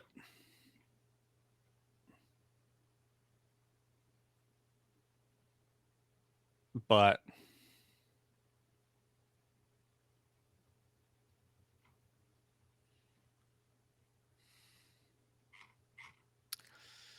yeah, no, it's not looking good for TSM right now. I'm interested to see what happens there. If TSM puts out a statement through an actual like professional PR person, because like if Reginald says anything, I think it's just adding to the fire, right? Oh, of course it And is. I'm pretty sure I might be wrong here, but I'm pretty sure Reginald is not the only owner of TSM now. I'm pretty sure that TSM is like co-owned now. Because it was founded by Reginald, but I know with all of the, series funding and crowdfunding and all that stuff that they've done over the years, I'm sure that he is not the only partner or the only owner.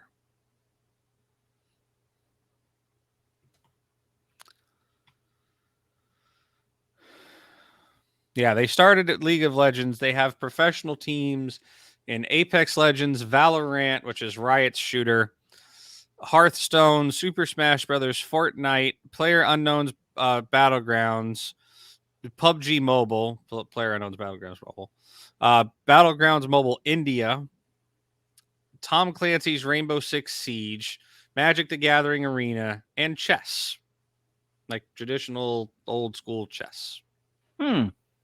One of these things is not like the others. Yeah. They previously had a Counter-Strike Global Offensive team based in Denmark that later became Astralis, and they also briefly owned an Overwatch team.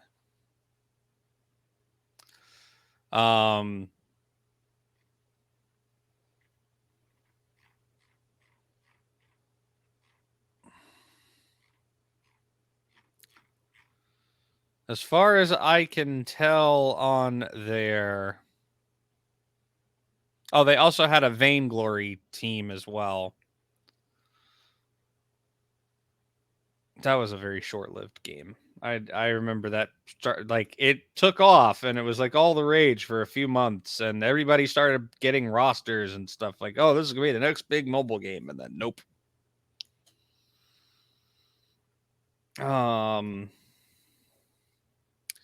don't know. Bjergsen might actually be the sole owner somehow of TSM.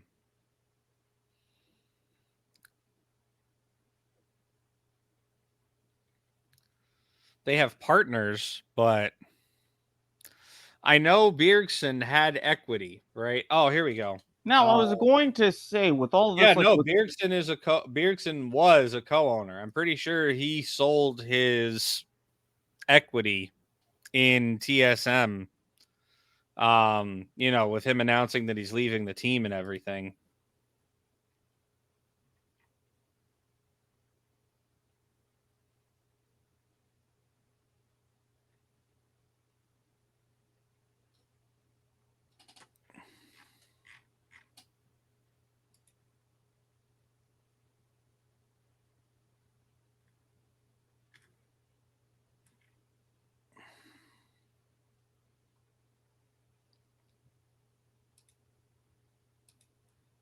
Yeah, no, as far as I can see, yeah,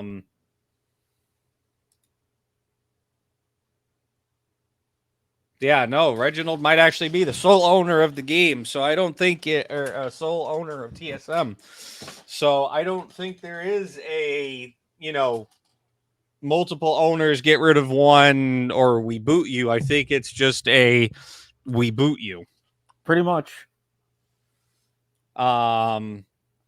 Which is why I think it's not as cut and dry as it seems of, just giving the we boot you now thing. I think Riot may actually have to do an investigation, and if it's revealed that there are multiple owners of TSM besides Reginald and possibly formerly Bjergsen, for Riot to say, okay, well, you get rid of the team or we get rid of you. And I think if that happens, I think if Reginald's smart, he sells the team, right? Like, you don't want to lose your spot in the LCS, right? I think he sells the team off to somebody, and retires with the nice big fat paycheck. Maybe he goes off and starts another team or something. I wouldn't even necessarily advise that, to be blatantly honest. Oh no, I don't advise it to him, but given the type of person that Reginald seems to be, being a very competitive one, I would not be surprised if he started a new organization with an eventual goal of returning to AAA League of Legends.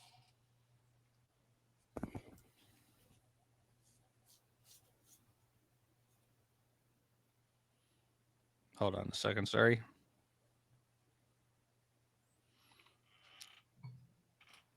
So yeah. That's the thing, right? I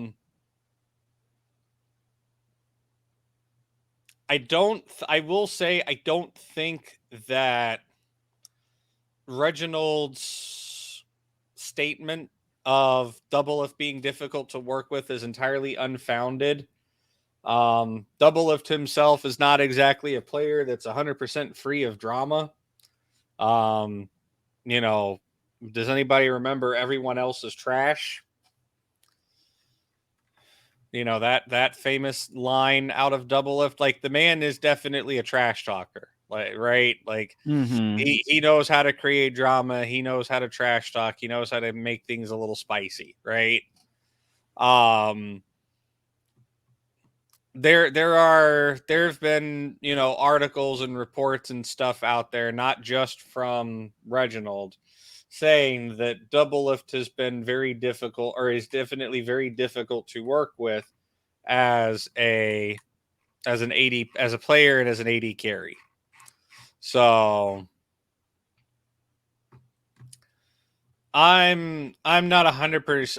I think that there's some truth there, but I think Reginald is also for the sake of drama, and trying to play victim, is completely over exaggerating that.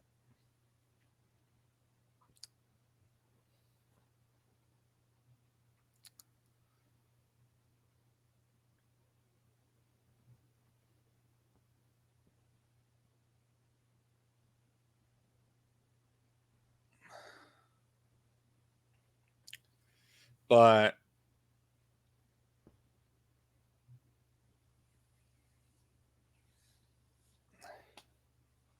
yeah, no, it's an interesting situation. For sure. A very interesting situation indeed, and that's definitely going to be a good little plot line to follow as we get through the rest of preseason.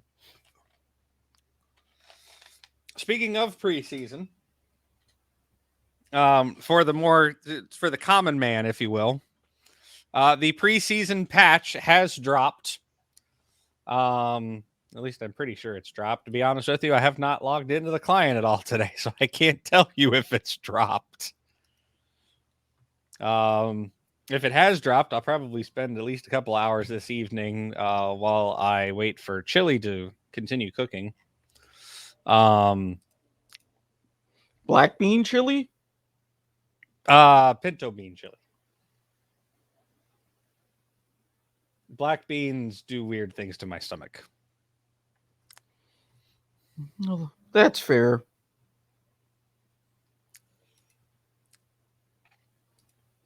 Uh, 11.23.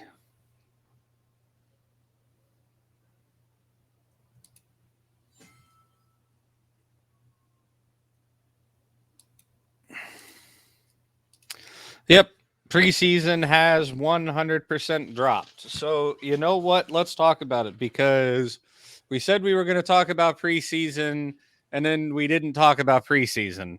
We talked about a whole bunch of other stuff, and while because of this wonderful thing called Worlds 2021.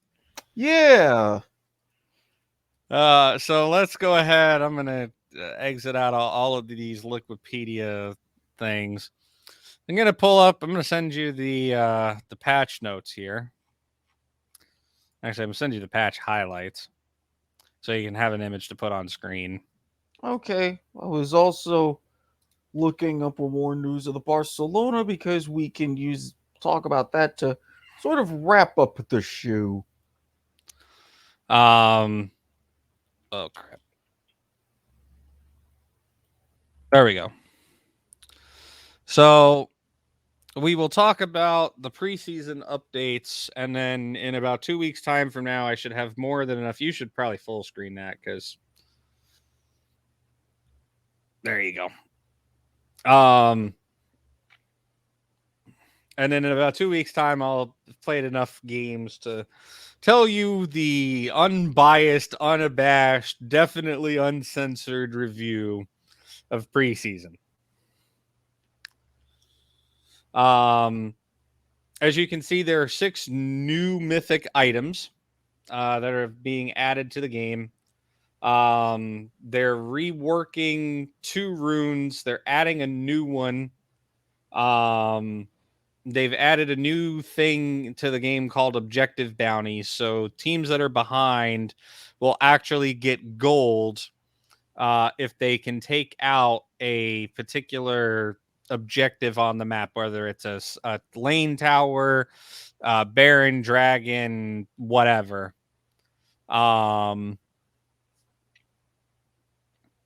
If they're behind and those objectives are available, they will be given the opportunity to get a gold lead for taking those out if you are behind.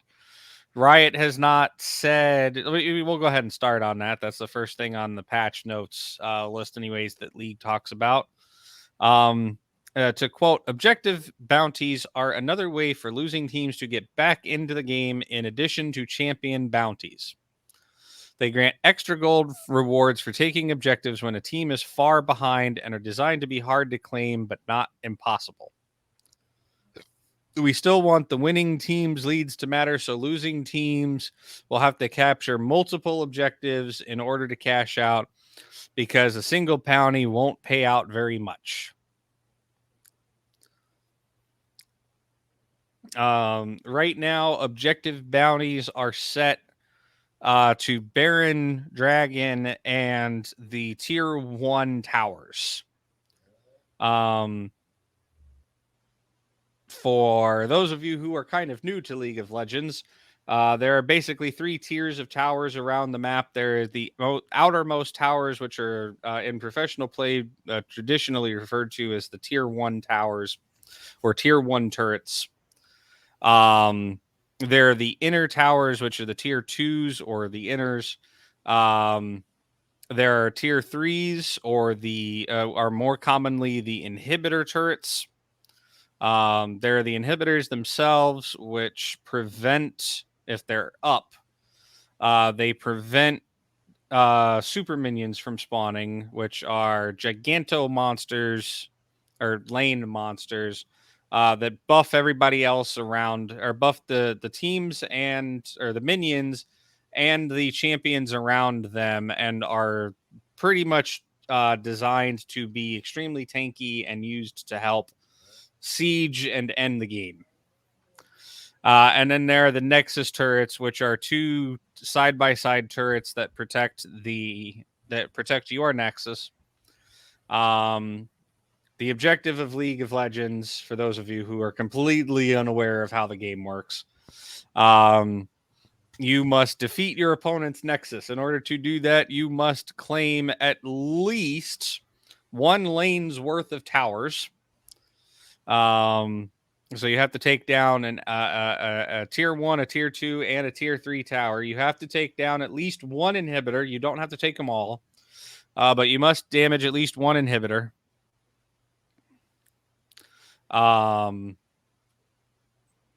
Actually, no, I'm sorry. I take that back. Give me a second. I have to think. See, this would be perfect if we would have been able to plan that League for Beginners show, which is still in the works. Yeah, no, I'm right. You do have to, because in order to damage the Nexus, an inhibitor must be down. And in order to be able to damage the inhibitor tower must be down. In order to damage that tower, you have to get the tower before it, so on and so forth. So yes, I was right. So yes, you have to go through, you take out 1 lane worth of towers, you take out the inhibitor, you go up to the Nexus, you take out the 2 side-by-side Nexus towers, and then the Nexus is finally exposed, and you can defeat the Nexus, win the game. If the inhibitor comes back up while the Nexus is exposed, you cannot attack the Nexus. You must attack the inhibitor first, and then attack the Nexus. But yes, Baron and Elder, back to the objective bounties. These are split evenly amongst all 5 team members. Riot has not put out the exact formulas, at least not on their patch notes page. The various data mining websites might have already gotten this information. It's been on PBE for, I believe, a month now.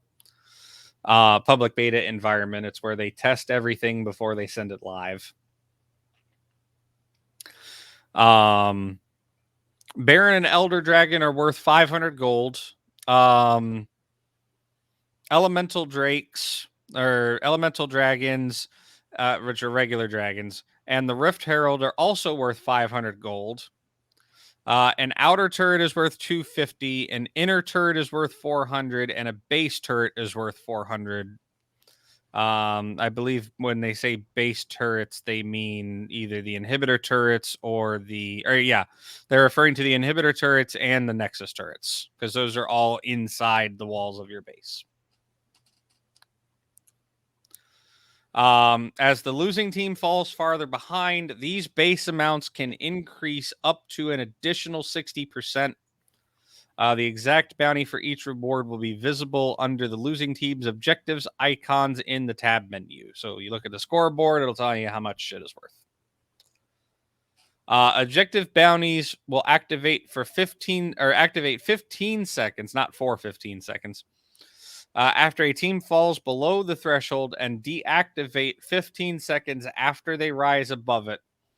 The deactivation timer can extend if the losing team will remain in combat with the objective that has the active bounty. So say there's a fight at Baron, and Baron has an objective on it. The way I'm understanding this is if you're in combat with Baron, like Baron has not reset, say you get, a series of 3, 4, 5 kills, that gives you enough metrics, because I don't know exactly what Riot is measuring this off of in specifics. But you fight and win at Baron, and it would put you above the threshold for the bounty.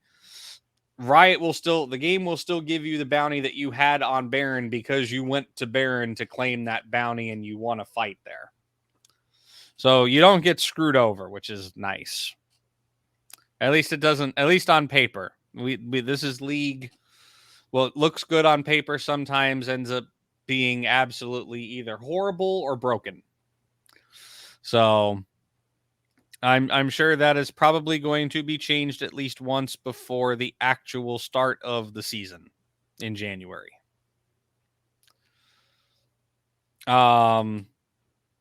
There are 2 new dragons that are being added. There's the Chemtech dragon and the Hextech dragon.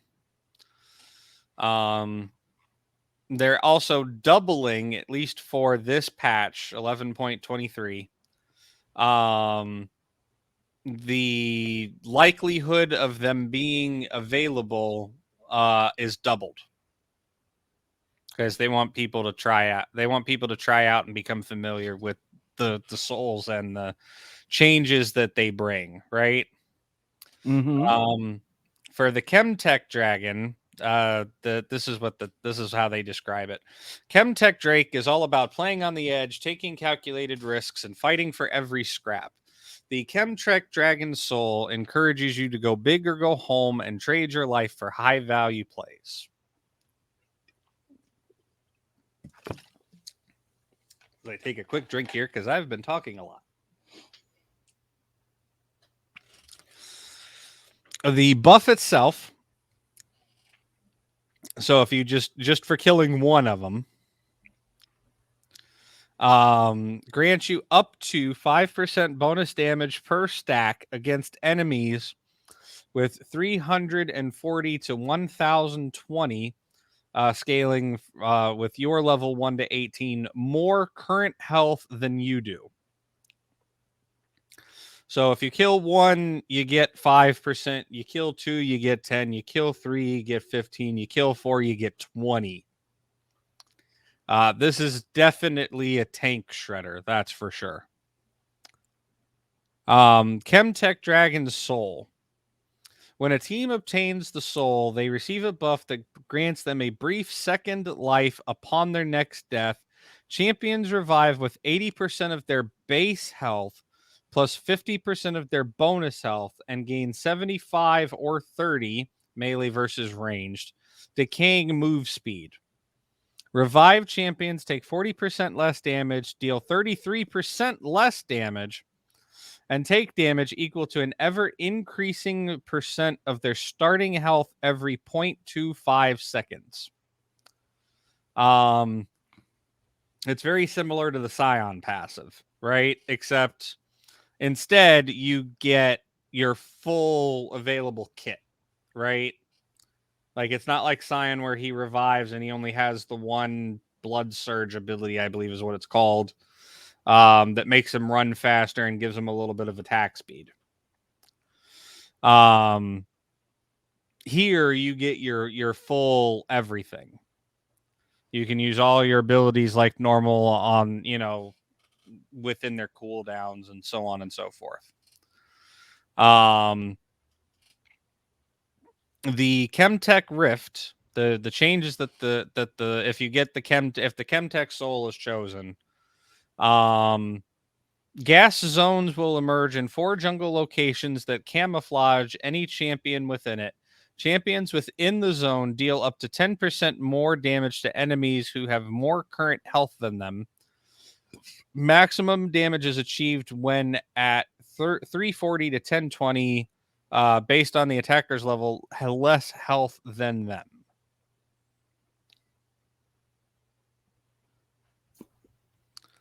Again, this is pretty much a tank shredder soul.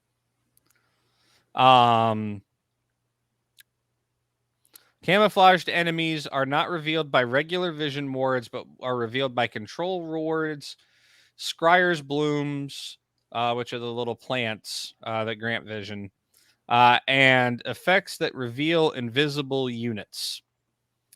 They are also revealed if you're standing near them. So that's definitely going to cause some changes. And now the Hextech Drake, or Dragon. Hextech Drake is all about controlling the map, flanking your foes, and trapping the enemy team for a wombo combo. The Hextech Dragon Soul grants a unique lightning that slows down enemies, allowing you to control team fights, and chase down stragglers. The single buff, or just for killing one, you get 5 ability haste and 5% attack speed. Ability haste is cooldown reduction. So again, you can get a maximum of 20. 20 ability haste, 20% attack speed. That's serious numbers, right? Like that's like a couple thousand worth of gold in stats. Hextech Dragon Soul. When a team obtains the Hextech Dragon Soul, they gain a Chain Lightning Slow on their next basic attack or ability that deals 25 to 75 true damage based on champion level. Bounces to 3 additional targets and slows units hit by 45 or 35 melee range. Plus 5% per 1,000 bonus health, 1% per 100 AP, and 3% per 100 bonus AD for 2 seconds on an 8-second cooldown. Pairs for the Rift, pairs of hex gates, and I will actually pull up the image here. Copy image address. You put that on screen. Pairs of hex gates appear across the map, which allow champions to quickly travel from one location to its paired counterpart.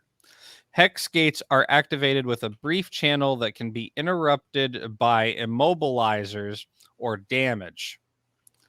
Each pair of hex gates has a 30-second individual cooldown per champion. So there will be gates inside each base that take you out to the jungle.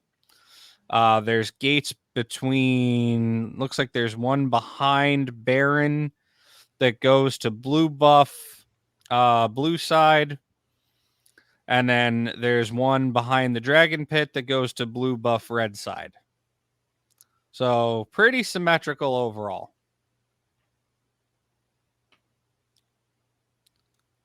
And it looks like the ones that are in the middle of the map are bi-directional, and the ones in the base are single directional.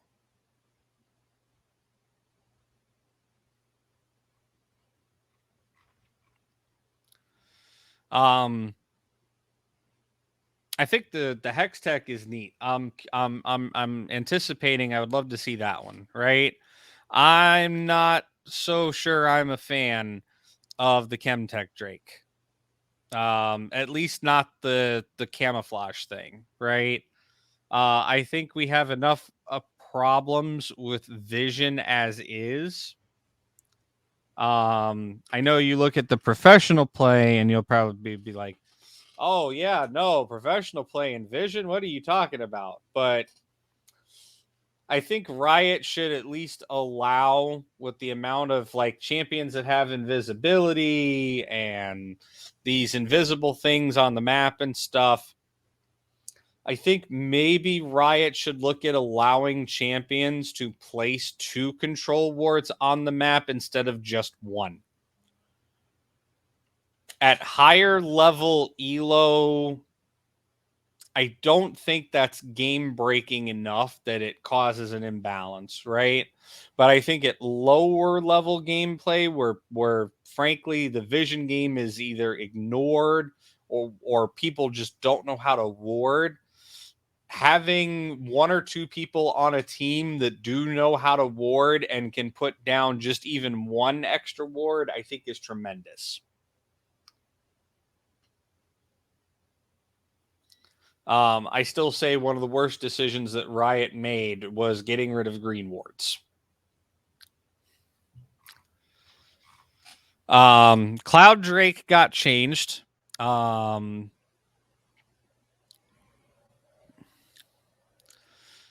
They've decided to completely change it. At least the buff, right? So they took away the ultimate ability haste on it. And instead of ultimate ability haste on the buff, you now get 3.5% out of combat movement speed and 3.5% slow resistance. I kind of would have rather kept the ability haste. I think move speed is nice. I don't know if it makes the Cloud Drake a lot better though, right? Like Cloud Drake has always had problems with its identity, and like in order to give it something that makes it enticing, you end up giving it something that's broken, right? There's like it has been very difficult, I think, for Riot to find a good middle ground buff with this Drake that keeps it in its identity of, for lack of a better term, speed. Whether that's cooldowns, movement speed, whatever. Mm-hmm. So it'll be interesting to see how that plays out, especially from a professional standpoint, right? Like, are professional teams going to like the move speed and the slow resistance? Is it going to be a gigantic factor, especially in games where it's 3-stack cloud souls for a team? That's what 4 times 3 I know is 12. So you take half of that off. That's what, 10 and a half. Am I doing that math right? From 21? No, 3.5 times 3. Yeah, 10 and a half. Yeah. So 10.5% move speed, out of combat move speed, and 10.5% slow resist. It'll be interesting to see if in professional play and high level play, that's a buff that teams appreciate, right? Like, we'll see if teams actually continue to go out of their way, or begin to go out of their way for Cloud Drakes and Cloud Souls.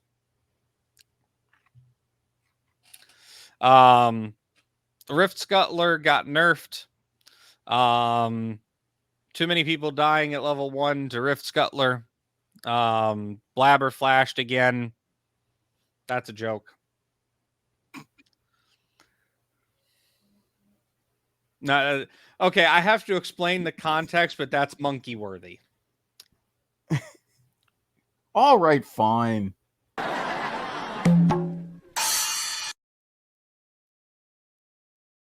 There was a game in the LCS, I believe it was this year, where Blabber flashed for the first Rift Scuttler. I believe he missed the smite and died level 1. Because the Rift Scuttlers were just that important at the very beginning of the game. as to whether or not a jungler ends up ahead or behind. So there's your setup. But yes, no. The first Rift Scuttler of the game is going to have 35% reduced health, 80% reduced XP, and has been reduced in size to reflect its lower value.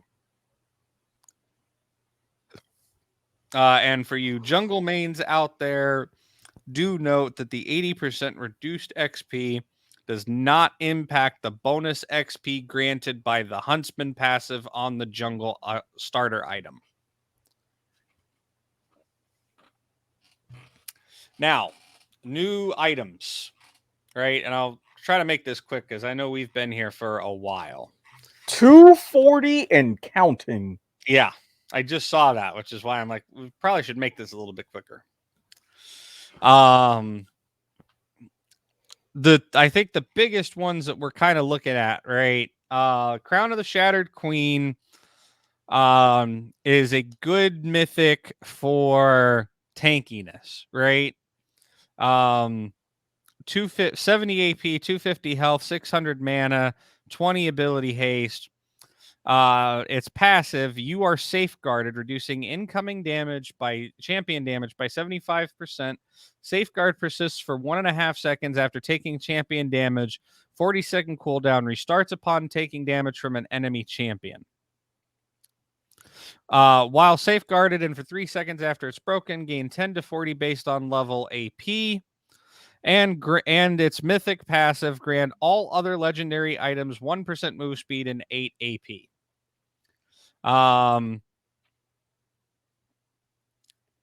Yeah, you sacrifice a little bit of early damage in order to get a little bit tankier, especially if you're a champion that's going against somebody bursty, but you don't want to, or it's a bad option to complete your hourglass or your Zanyas very early, right?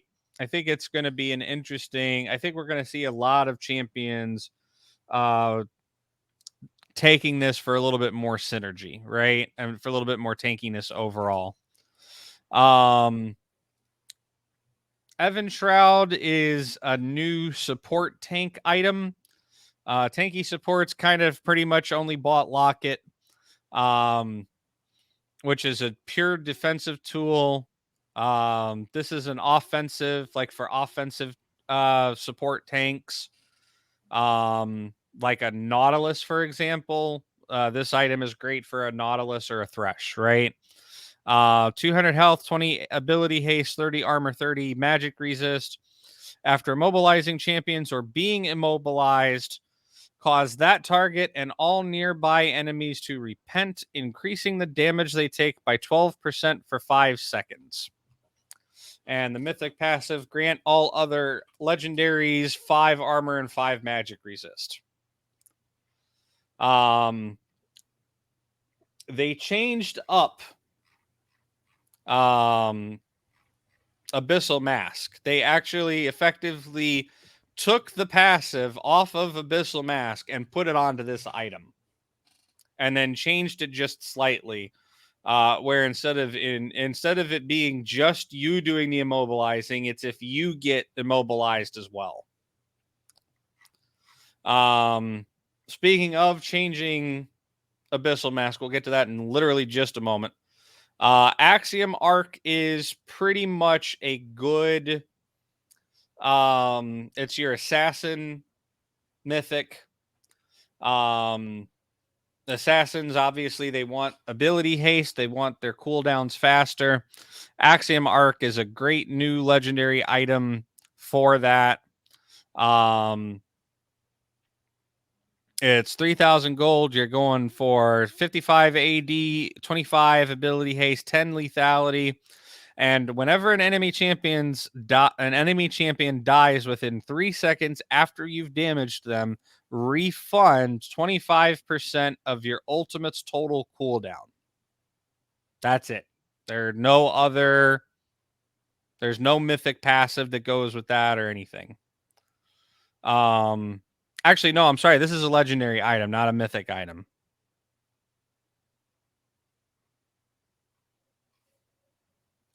There's only 2 new mythics, which is Crown and Evan Shroud. Shadow Flame, offensive mage option, 3,000 gold, 100 AP, 200 health. Damage to champions benefits from 10 to 20 magic penetration based on target's current health. Maximum value at 1,000 or less. Minimum value at 2,500 or more. Gains the maximum magic penetration if the target was recently affected by shields. So, excuse me. This is basically Serpent's Fang for mages or anybody that does magic damage.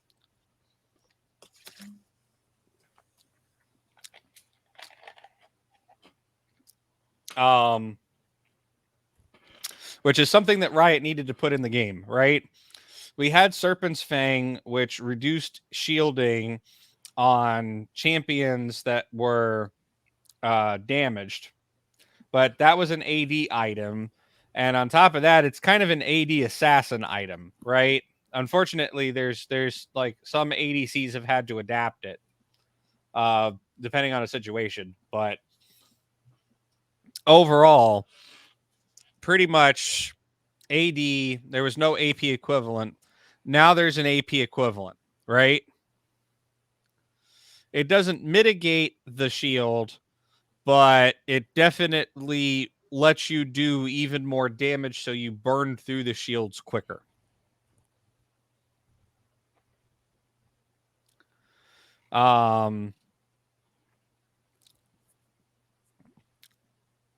We have a tier item for tanks now, which is the Winter's Approach and the Fimble Winter. 2,600 gold for Winter's Approach. It's tier, Kindle Gem, Ruby Crystal, and 1,000 gold. You get 400 health, 500 mana, 15 ability haste. It shares the awe passive that you get with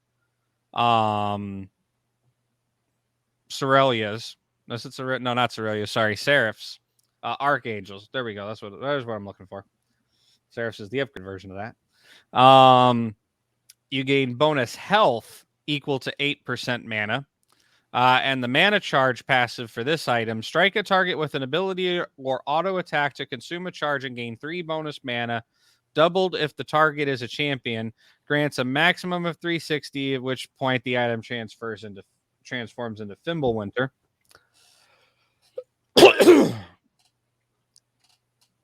The passive for Fimble Winter, slowing or melee only or immobilizing an enemy champion, consumes 3% of current mana and grants a shield for 3 seconds, absorbing 1 to 200 plus 5% current mana damage over an 8-second cooldown. This shield is increased by 80% if more than one enemy is nearby.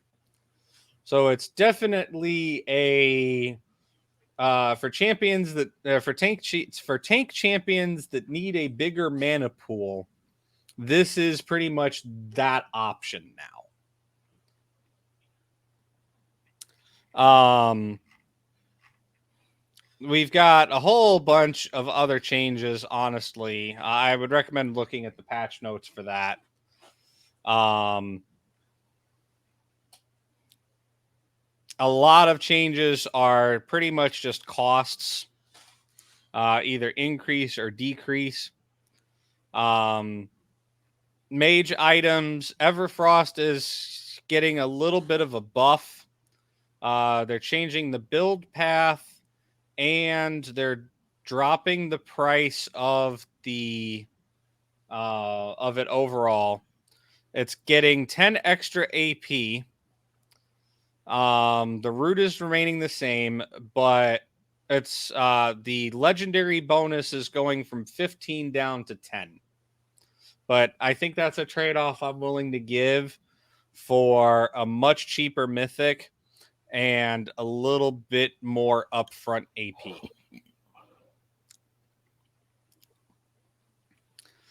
Demonic Embrace, if you are a damage over time mage, this is probably an item you build a lot. It's a core item. It was a core item for AP bruisers and battle mages. The stacking resistances in its passive have been removed. It has been, they have, the burn is still there. The ability damage burn is still there. But the bonus resistances that you get for affecting champions with your abilities is being removed. It's been replaced with a new passive called Dark Pact. Gain 2% of your bonus health as AP. So they are definitely trying to make this an item designed for AP bruisers and battle mages that are like kind of damn close to front line.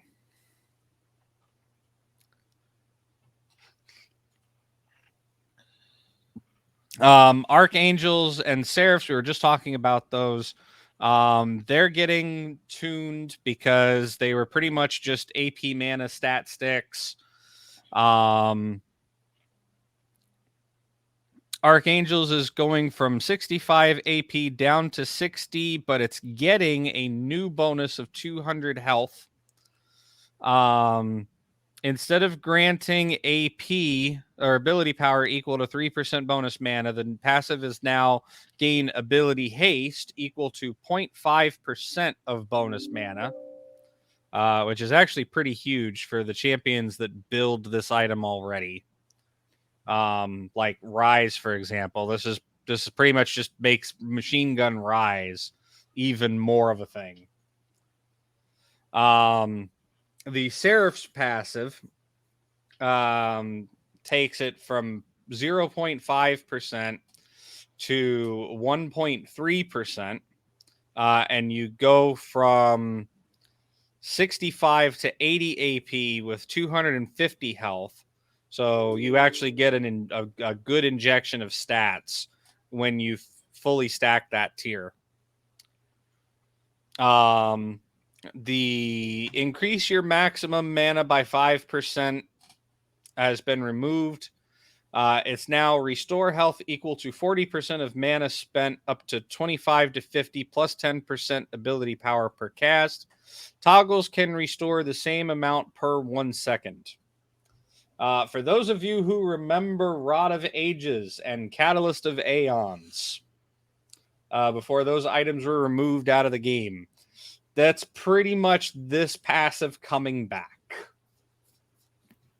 So if you were a champion that liked to build Rod of Ages, again, like those, AP bruisers, for example, Seraph's Embrace might be an actual must buy for you now. I think that's an item that you want to actually finish earlier rather than later, right? Not just sit on a completely stacked tier. Sounds like they made 500 changes, which leads to 500 questions. That's tomorrow, you disembodied voice on the other side of that screen. Technically, he's not a disembodied voice this time. Well, no, I mean, he's home. You want me to be a disembodied voice? I should have shut up while I was ahead. Yeah, you should have took the hint, you dumbass.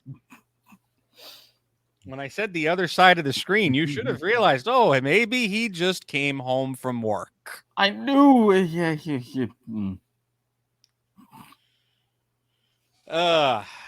Cosmic Drive. Good item overall, honestly. Pretty strong, but not exciting. So they're changing it. The cost is the same, but they're changing the build path.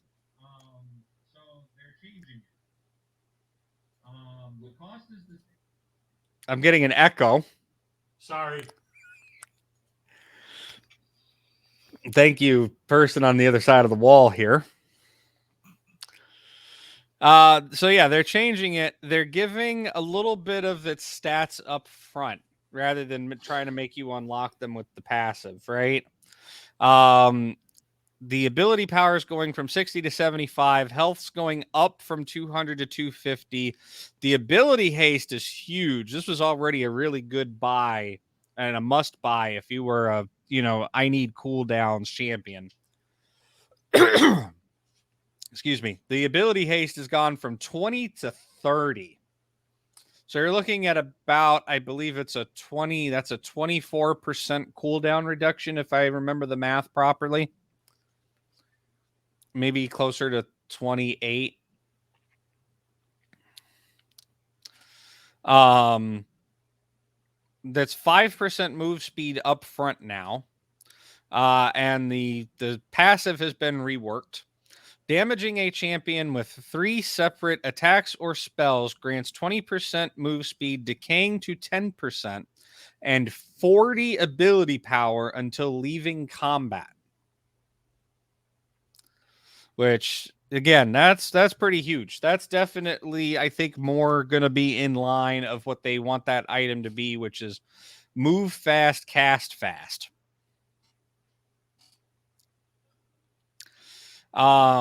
Horizon Focus. If you were an artillery mage, you loved this item. Or if you were anybody who had consistently easy to land or consistent to apply hard CC, right? It gave you a lot of bonus damage. They're tuning it back a little bit so that it's not just for like 6 champions to buy. Now it's the total gold cost is remaining the same, but the build path has changed. And the stats are changing to reflect that. It's now 100 instead of 115, which was the second highest AP on an item. It's going down to 85, but it's picking up 150 health, 15 ability haste up front. Because this was not an item that had ability haste in it. And the passive now applies to slowed champions. For the purposes of this passive, they did not consider slows to be immobilizing crowd control, because a lot of champions have slows. But I think that this item, you're going to see a hell of a lot more of it now, because there's quite a few mages that have slows in their kits. Void Staff is getting a bit of a rework as well, which I'm very happy to see, because I think there needs to be more magic penetration options in League. It's going up by 100 gold. It's going from 27 to 2,800. The build path is the same. You're just literally paying 100 extra gold at the end. They're tuning the ability power back from 70 to 65, but the magic penetration is going up from 40 to 45%, which is huge, right? Because that extra 5% of penetration is negating even more stats and more magic resistance as the game moves on.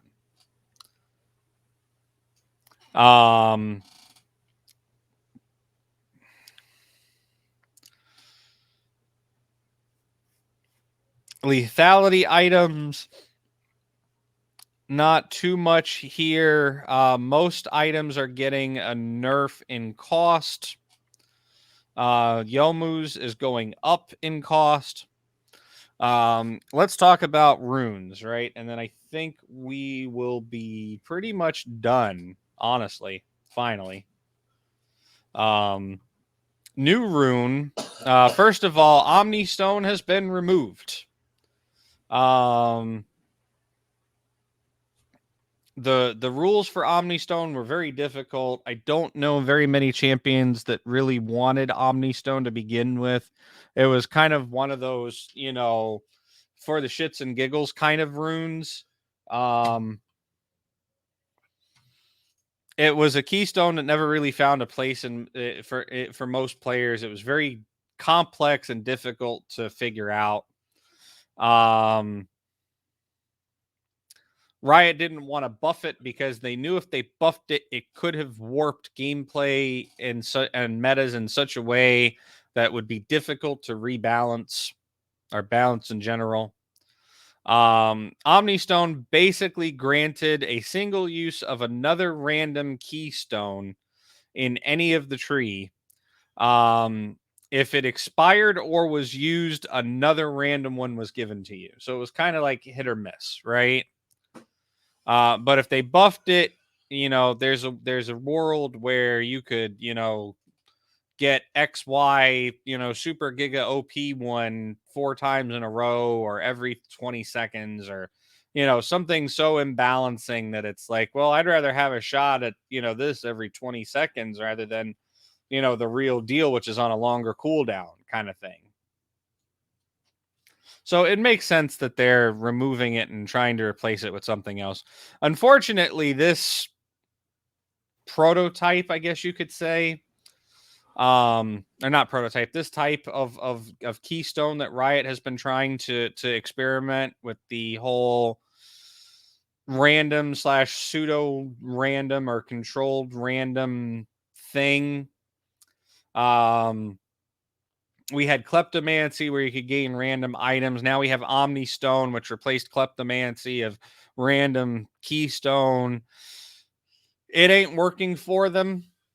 I think trying to balance, you cannot balance randomness, right? Now, I know I have 2 mathematicians within earshot of me saying this, and I do not need rebuttals from either of you saying that randomness can be balanced via mathematics. Look, if we weren't already past the 3-hour mark, I probably would, but we're already past the 3-hour mark, so you get a reprieve, at least from me.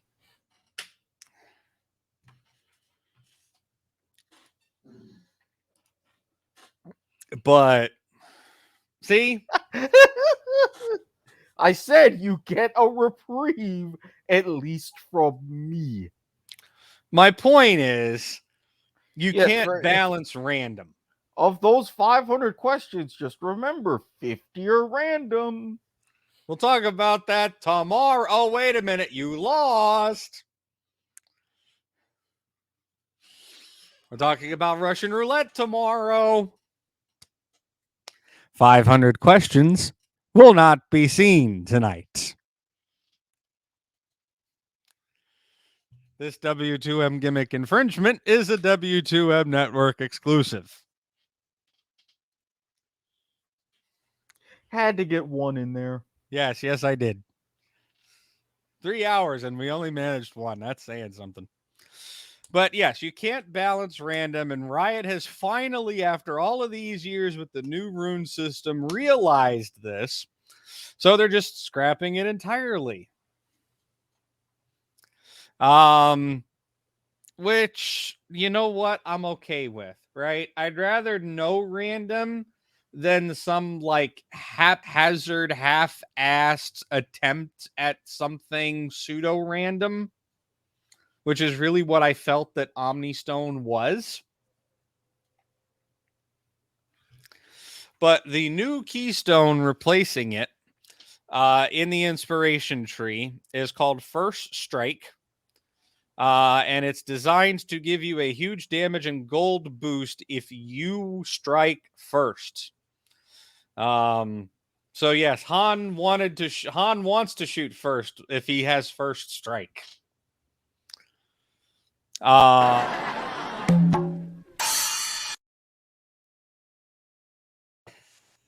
that's the second one of the night. That I think was well deserved.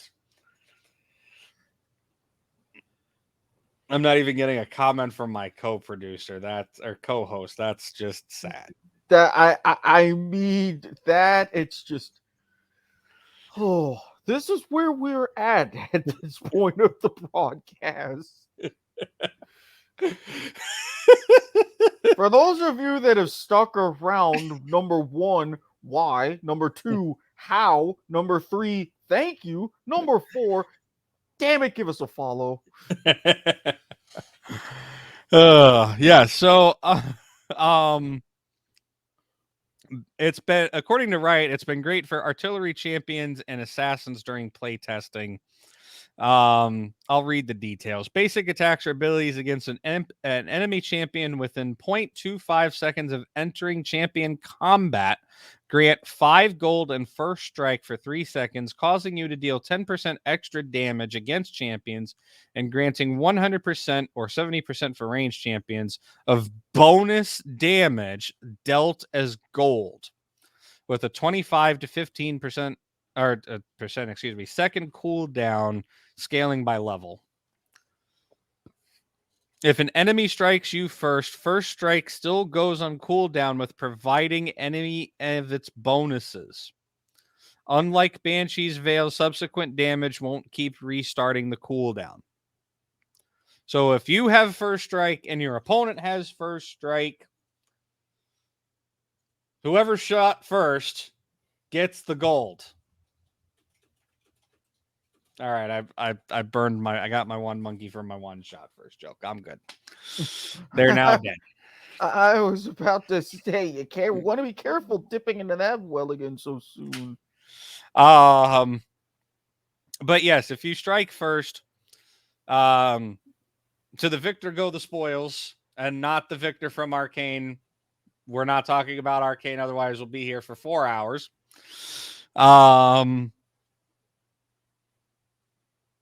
But yeah, I think that's good. I think that's going to be a great rune for your lethality assassins and your artillery mages that play mid. I have to agree with Riot on that one.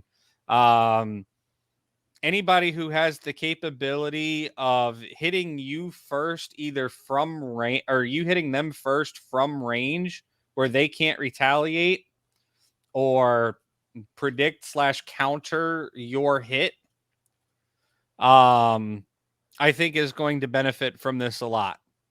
I think like if you go Teemo top and you sit there in the brush, and then you come out of you come out of the Teemo passive with a Q or even an auto attack. I think you can proc that pretty easily as well. I'm actually really excited about this. And it's probably something I'm going to be experimenting on in the preseason. Glacial Augment, getting a little bit of an update.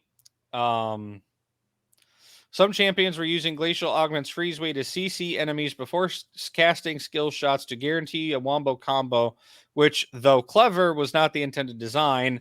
The updated version should appeal to tanks and some enchanters without removing skill expression.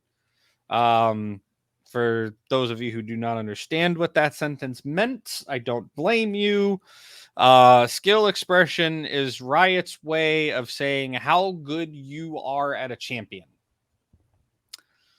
Riot measures champions in pretty much 2 key things, which is skill level and skill expression, right? Skill level is how difficult a champion is to play with it. Skill expression is how good you can get with a champion over time and games invested.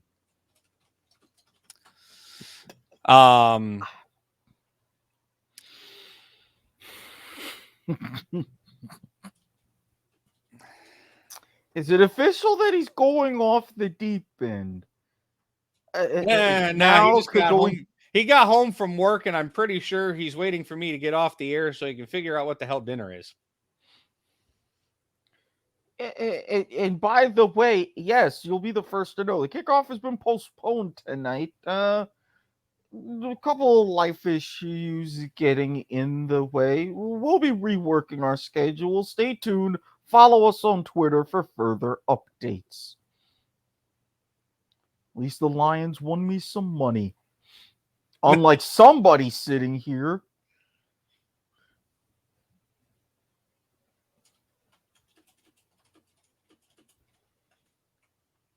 Not my fault. Not my fault.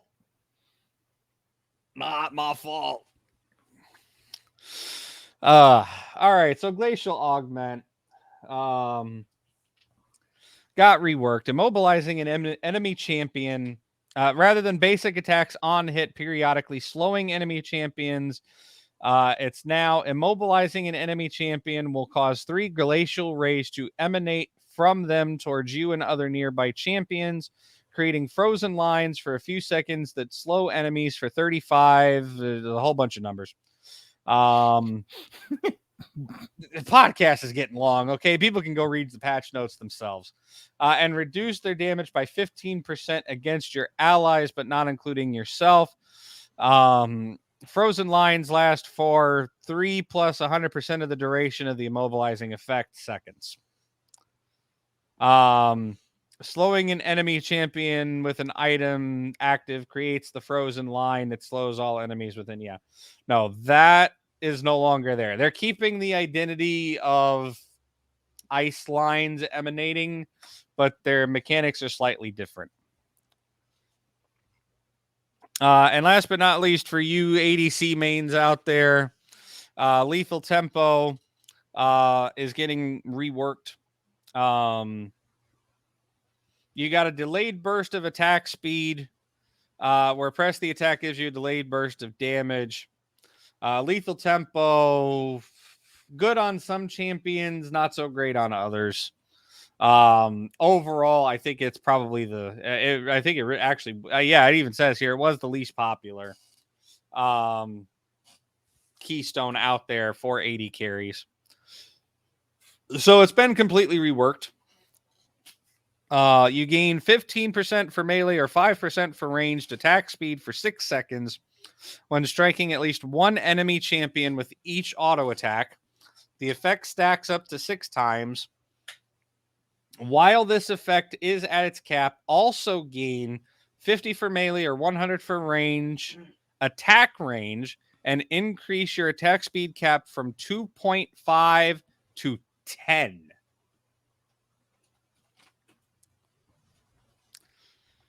The first like 2 champions that I can think of that really are probably going to want to stack on this, maybe 3 that are going to want to stack on this passive or on this keystone are Kog'Maw, Vayne, and Kale. And these are also 3 champions that we have not seen a lot in competitive. We haven't really even seen them so much popular in just base solo queue right now.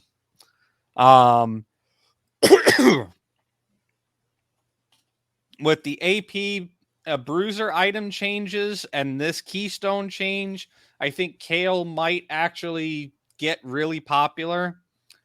She's an AP fighter that loves to auto attack, and just on hit auto attack effects. Kog'Maw with his range and his ability to increase his attack speed. I think Tristana actually would be good on this as well because you have her Q and her passive that give her range and attack speed. I think there's a good amount of standout champions where I think Lethal Tempo is now going to be a must-take rune. Or rune / keystone. So I actually, especially as an ADC main, I like these changes. I'm actually 100% on board with this. And I think this might actually be the first thing I want to test out when I hop into my first games of preseason a little bit later here. Ultimate Spellbook rotating game mode is coming back. That will be available soon, if not already. I'm going to check the clients. It's not there yet, so soon, TM. There are art and sustainability updates for Caitlyn, Jace, and Jinx that got released. For those of you who haven't seen it already, Caitlyn got the biggest one out of all of them. The champion has pretty much been rebuilt from the ground up. there have been some interesting things that happened out of Caitlyn. She's actually the second champion I learned how to play, like mained. Her headshots have been recoded as empowered auto attacks rather than abilities.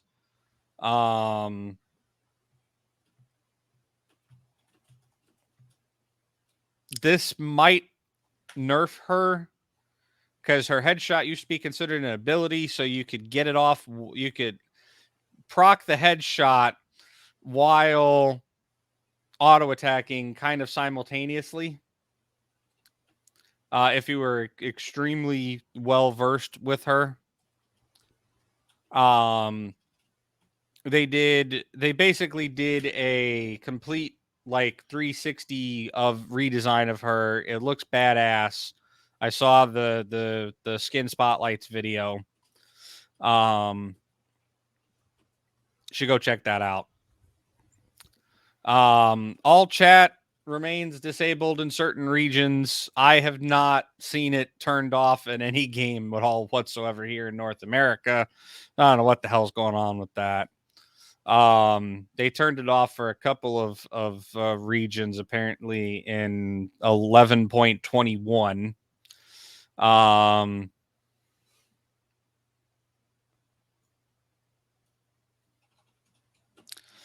But yeah, they're also saying that they're now managing it at a regional communications level rather than a global communications level.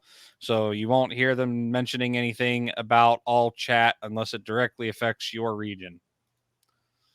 So they're not going to be including it in the patch notes anymore. That's about it. We have the Maid Cafe skins coming out, which you can see on screen there. It's called the Cafe Cuties line. I think those may already be in the store. Arcane Caitlyn and Arcane Jinx are also added in. I believe those are likely to be rewards for playing the game as part of the ongoing Arcane promotional thing going on right now. I would talk about Arcade, but we'd be here for another hour, and we've already been here for 3 hours and a quarter. As far as I can see in the client, the Cafe Cuties are not in yet. So that is also coming trademark soon.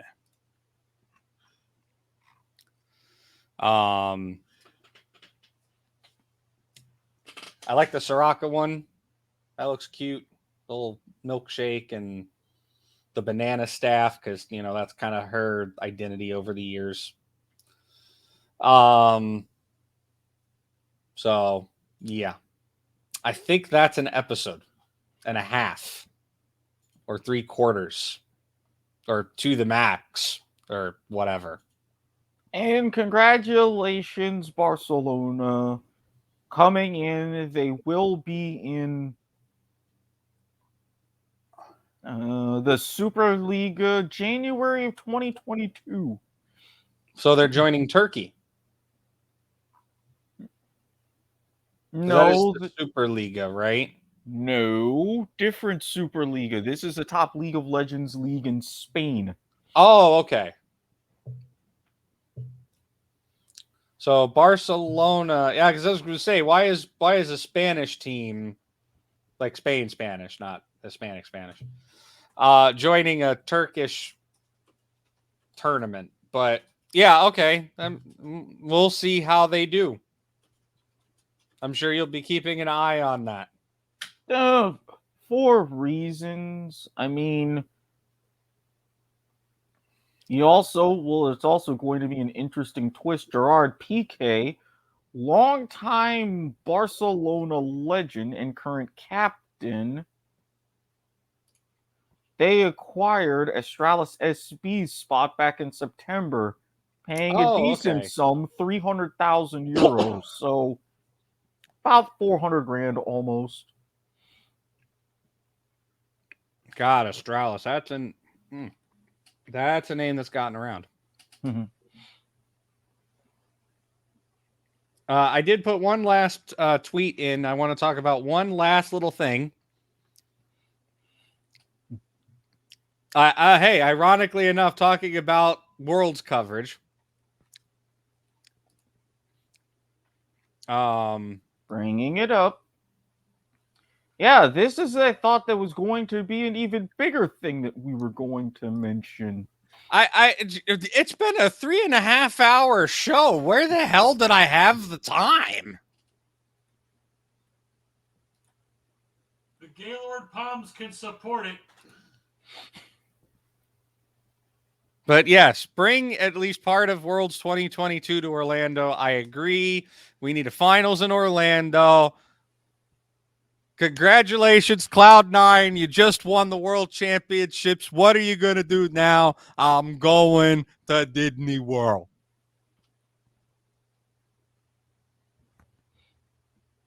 We talked about this before. I'm still 100% behind it. But interesting news. I know we talked in our last episode about quite a few players have been mentioning to quite a few people and Riot and just in press conferences in general. Ping in the West Coast and, for pro players is shit. Not Well, so much apparently- anymore after this. Say what? Not so much anymore after this. Yeah, no, not at all. Apparently, Riot is like Riot can do no wrong right now between like how good Ruined King, which released yesterday, is, between how amazingly well put together Arcane has been. The preseason hasn't been half bad.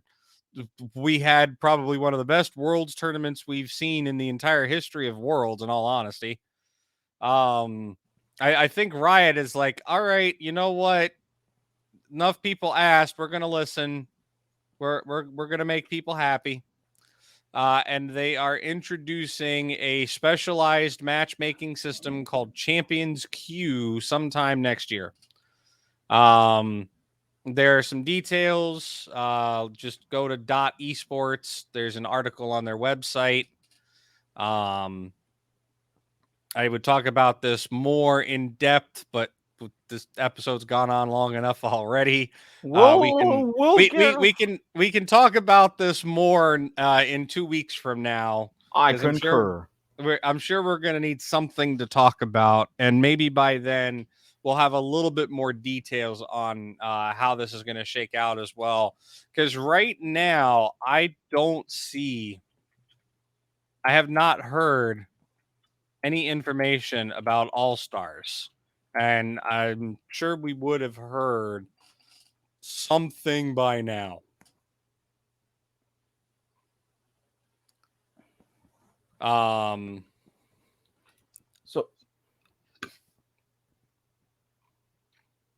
So shall I get ready for the final plug of the day? And also to Twitch streamers or Twitch viewers, apologies for those of you who were expecting Radulich and Broadcasting. I know they were doing a TV party tonight covering Wu-Tang and American Saga. Whoops. Oh, if I knew that, I would have worn my Wu-Tang shirt. Well, yeah, they're set to go, and they're live right now on YouTube and a couple other different places. Well, yeah, no, I like I said, I do not see any information right now about a 2021 All-Star event yet. So We'll keep you posted via our various media if anything changes. and it's like I said, it's usually like second weekend of December.